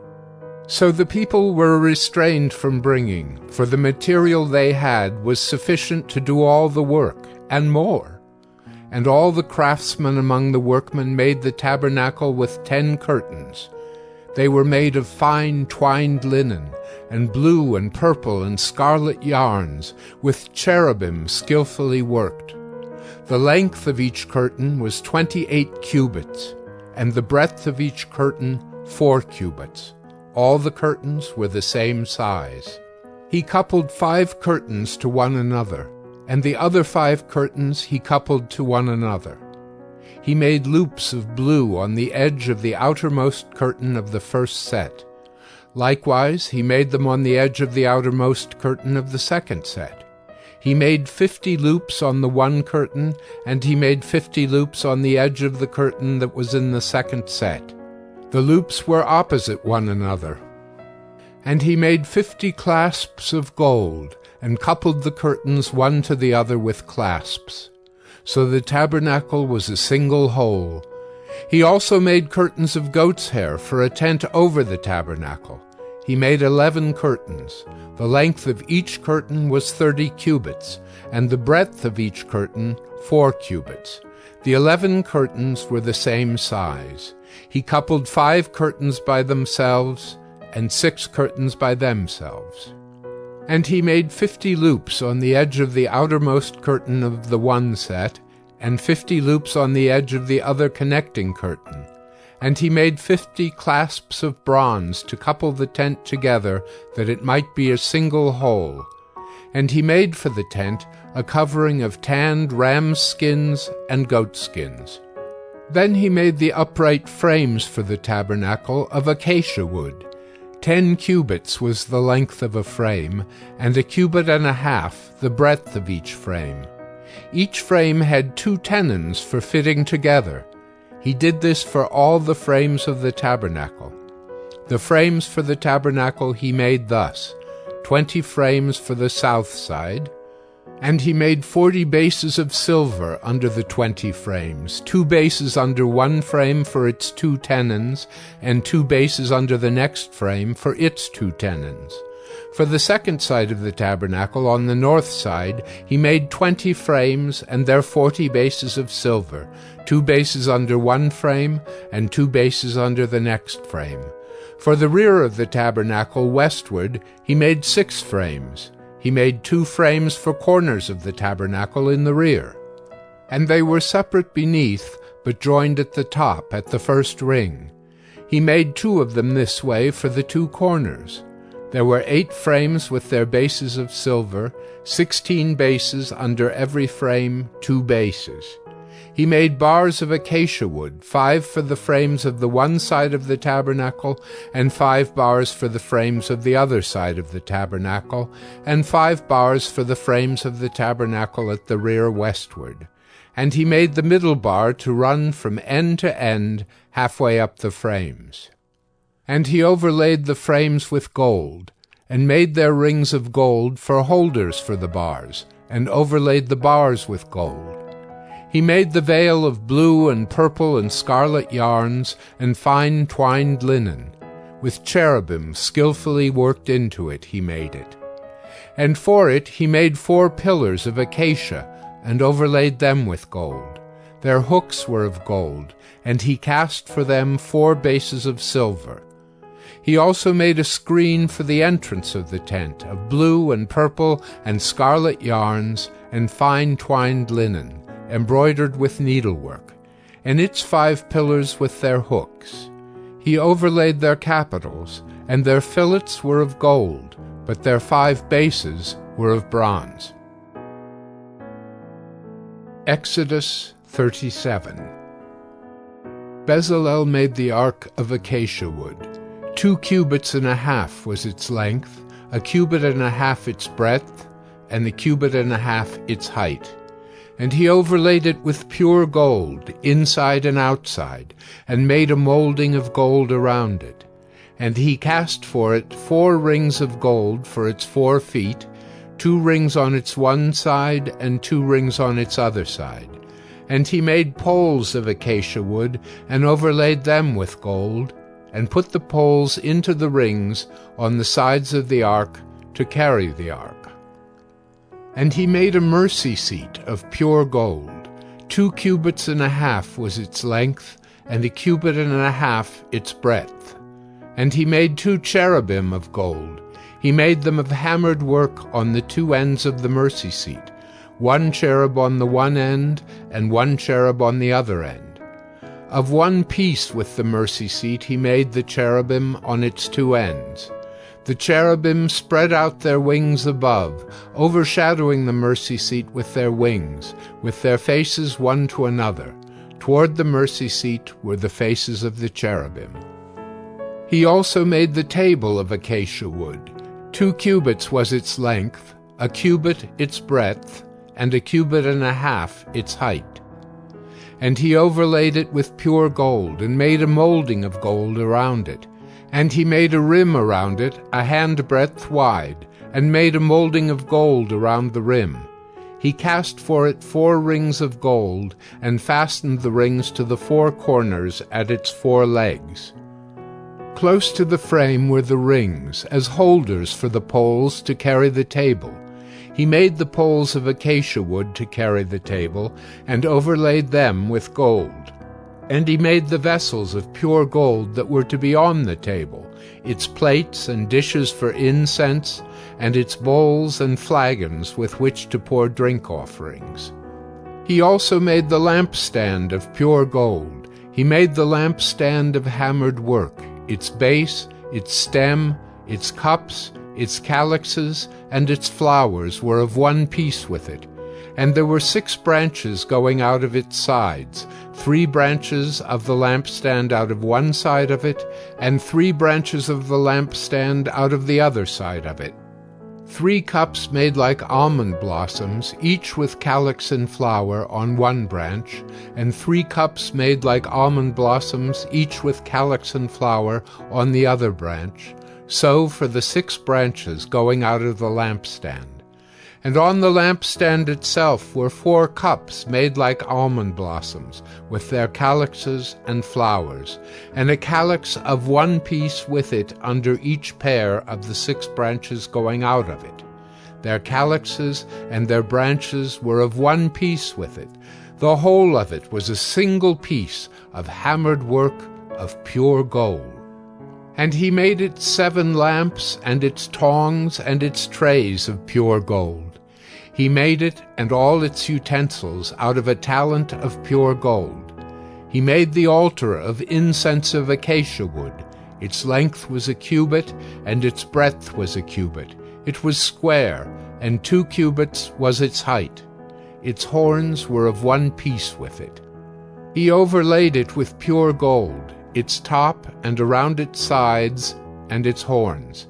And he made a molding of gold around it, and made 2 rings of gold on it under its molding, on 2 opposite sides of it, as holders for the poles with which to carry it. And he made the poles of acacia wood, and overlaid them with gold. He made the holy anointing oil also, and the pure fragrant incense, blended as by the perfumer. Exodus 38. He made the altar of burnt offering of acacia wood. 5 cubits was its length, and 5 cubits its breadth. It was square, and 3 cubits was its height. He made horns for it on its 4 corners. Its horns were of one piece with it, and he overlaid it with bronze. And he made all the utensils of the altar, the pots, the shovels, the basins, the forks, and the fire pans. He made all its utensils of bronze. And he made for the altar a grating, a network of bronze under its ledge, extending halfway down.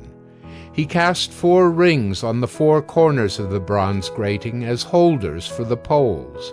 He made the poles of acacia wood and overlaid them with bronze. And he put the poles through the rings on the sides of the altar to carry it with them. He made it hollow with boards. He made the basin of bronze and its stand of bronze from the mirrors of the ministering women who ministered in the entrance of the tent of meeting. And he made the court.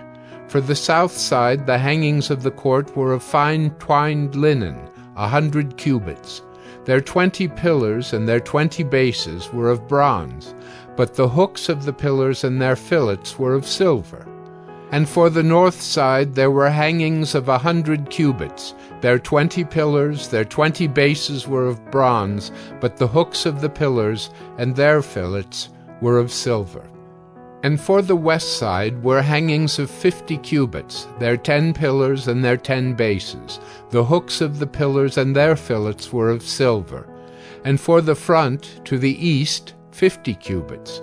The hangings for one side of the gate were 15 cubits, with their 3 pillars and 3 bases. And so for the other side. On both sides of the gate of the court were hangings of 15 cubits, with their 3 pillars and their 3 bases. All the hangings around the court were of fine twined linen, and the bases for the pillars were of bronze, but the hooks of the pillars and their fillets were of silver. The overlaying of their capitals was also of silver, and all the pillars of the court were filleted with silver.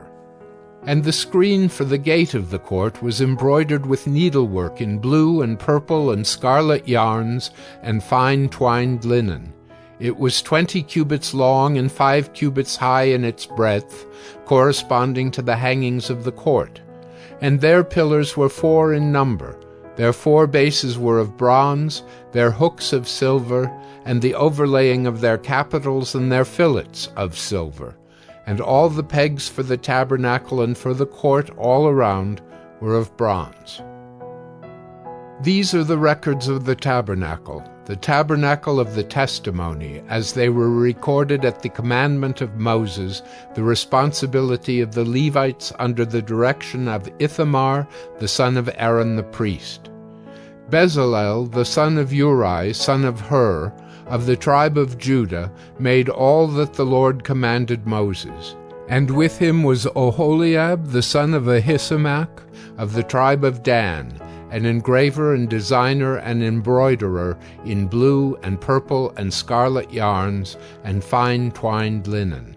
All the gold that was used for the work in all the construction of the sanctuary, the gold from the offering, was 29 talents and 730 shekels by the shekel of the sanctuary. The silver from those of the congregation who were recorded was 100 talents and 1,775 shekels by the shekel of the sanctuary, a beka a head, that is, half a shekel by the shekel of the sanctuary, for everyone who is listed in the records from 20 years old and upward, for 603,550 men. The 100 talents of silver were for casting the bases of the sanctuary and the bases of the veil, 100 bases for the 100 talents, a talent a base. And of the 1,775 shekels he made hooks for the pillars, and overlaid their capitals, and made fillets for them. The bronze that was offered was 70 talents and 2,400 shekels. With it he made the bases for the entrance of the tent of meeting, the bronze altar, and the bronze grating for it, and all the utensils of the altar, the bases around the court, and the bases of the gate of the court, all the pegs of the tabernacle, and all the pegs around the court. Exodus 39. From the blue and purple and scarlet yarns they made finely woven garments for ministering in the holy place. They made the holy garments for Aaron, as the Lord had commanded Moses. He made the ephod of gold, blue and purple and scarlet yarns, and fine twined linen. And they hammered out gold leaf, and he cut it into threads, to work into the blue and purple and the scarlet yarns, and into the fine twined linen in skilled design. They made for the ephod attaching shoulder pieces, joined to it at its two edges, and the skillfully woven band on it was of one piece with it, and made like it, of gold, blue and purple and scarlet yarns, and fine twined linen, as the Lord had commanded Moses. They made the onyx stones, enclosed in settings of gold filigree, and engraved like the engravings of a signet, according to the names of the sons of Israel. And he set them on the shoulder pieces of the ephod, to be stones of remembrance for the sons of Israel, as the Lord had commanded Moses. He made the breastpiece, in skilled work, in the style of the ephod, of gold, blue and purple and scarlet yarns, and fine twined linen. It was square. They made the breastpiece doubled, a span its length, and a span its breadth, when doubled. And they set in it 4 rows of stones. A row of sardius, topaz, and carbuncle was the first row, and the second row an emerald, a sapphire, and a diamond. And the third row a jacinth, an agate, and an amethyst, and the fourth row a beryl, an onyx, and a jasper. They were enclosed in settings of gold filigree. There were 12 stones with their names, according to the names of the sons of Israel. They were like signets, each engraved with its name, for the 12 tribes. And they made on the breastpiece twisted chains like cords of pure gold. And they made 2 settings of gold filigree and 2 gold rings, and put the 2 rings on the 2 edges of the breastpiece. And they put the 2 cords of gold in the 2 rings at the edges of the breastpiece. They attached the 2 ends of the 2 cords to the 2 settings of filigree. Thus they attached it in front to the shoulder pieces of the ephod. Then they made 2 rings of gold, and put them at the 2 ends of the breastpiece, on its inside edge next to the ephod. And they made 2 rings of gold, and attached them in front to the lower part of the 2 shoulder pieces of the ephod, at its seam, above the skillfully woven band of the ephod. And they bound the breastpiece by its rings to the rings of the ephod with a lace of blue, so that it should lie on the skillfully woven band of the ephod, and that the breastpiece should not come loose from the ephod, as the Lord had commanded Moses. He also made the robe of the ephod woven all of blue, and the opening of the robe in it was like the opening in a garment, with a binding around the opening so that it might not tear. On the hem of the robe they made pomegranates of blue and purple and scarlet yarns and fine twined linen. They also made bells of pure gold, and put the bells between the pomegranates all around the hem of the robe between the pomegranates. A bell and a pomegranate, a bell and a pomegranate around the hem of the robe for ministering, as the Lord had commanded Moses. They also made the coats, woven of fine linen, for Aaron and his sons, and the turban of fine linen, and the caps of fine linen, and the linen undergarments of fine twined linen, and the sash of fine twined linen, and of blue and purple and scarlet yarns, embroidered with needlework, as the Lord had commanded Moses. They made the plate of the holy crown of pure gold, and wrote on it an inscription like the engraving of a signet, Holy to the Lord. And they tied to it a cord of blue to fasten it on the turban above, as the Lord had commanded Moses. Thus all the work of the tabernacle of the tent of meeting was finished, and the people of Israel did according to all that the Lord had commanded Moses. So they did. Then they brought the tabernacle to Moses, the tent and all its utensils, its hooks, its frames, its bars, its pillars, and its bases. the covering of tanned ram skins and goat skins, and the veil of the screen.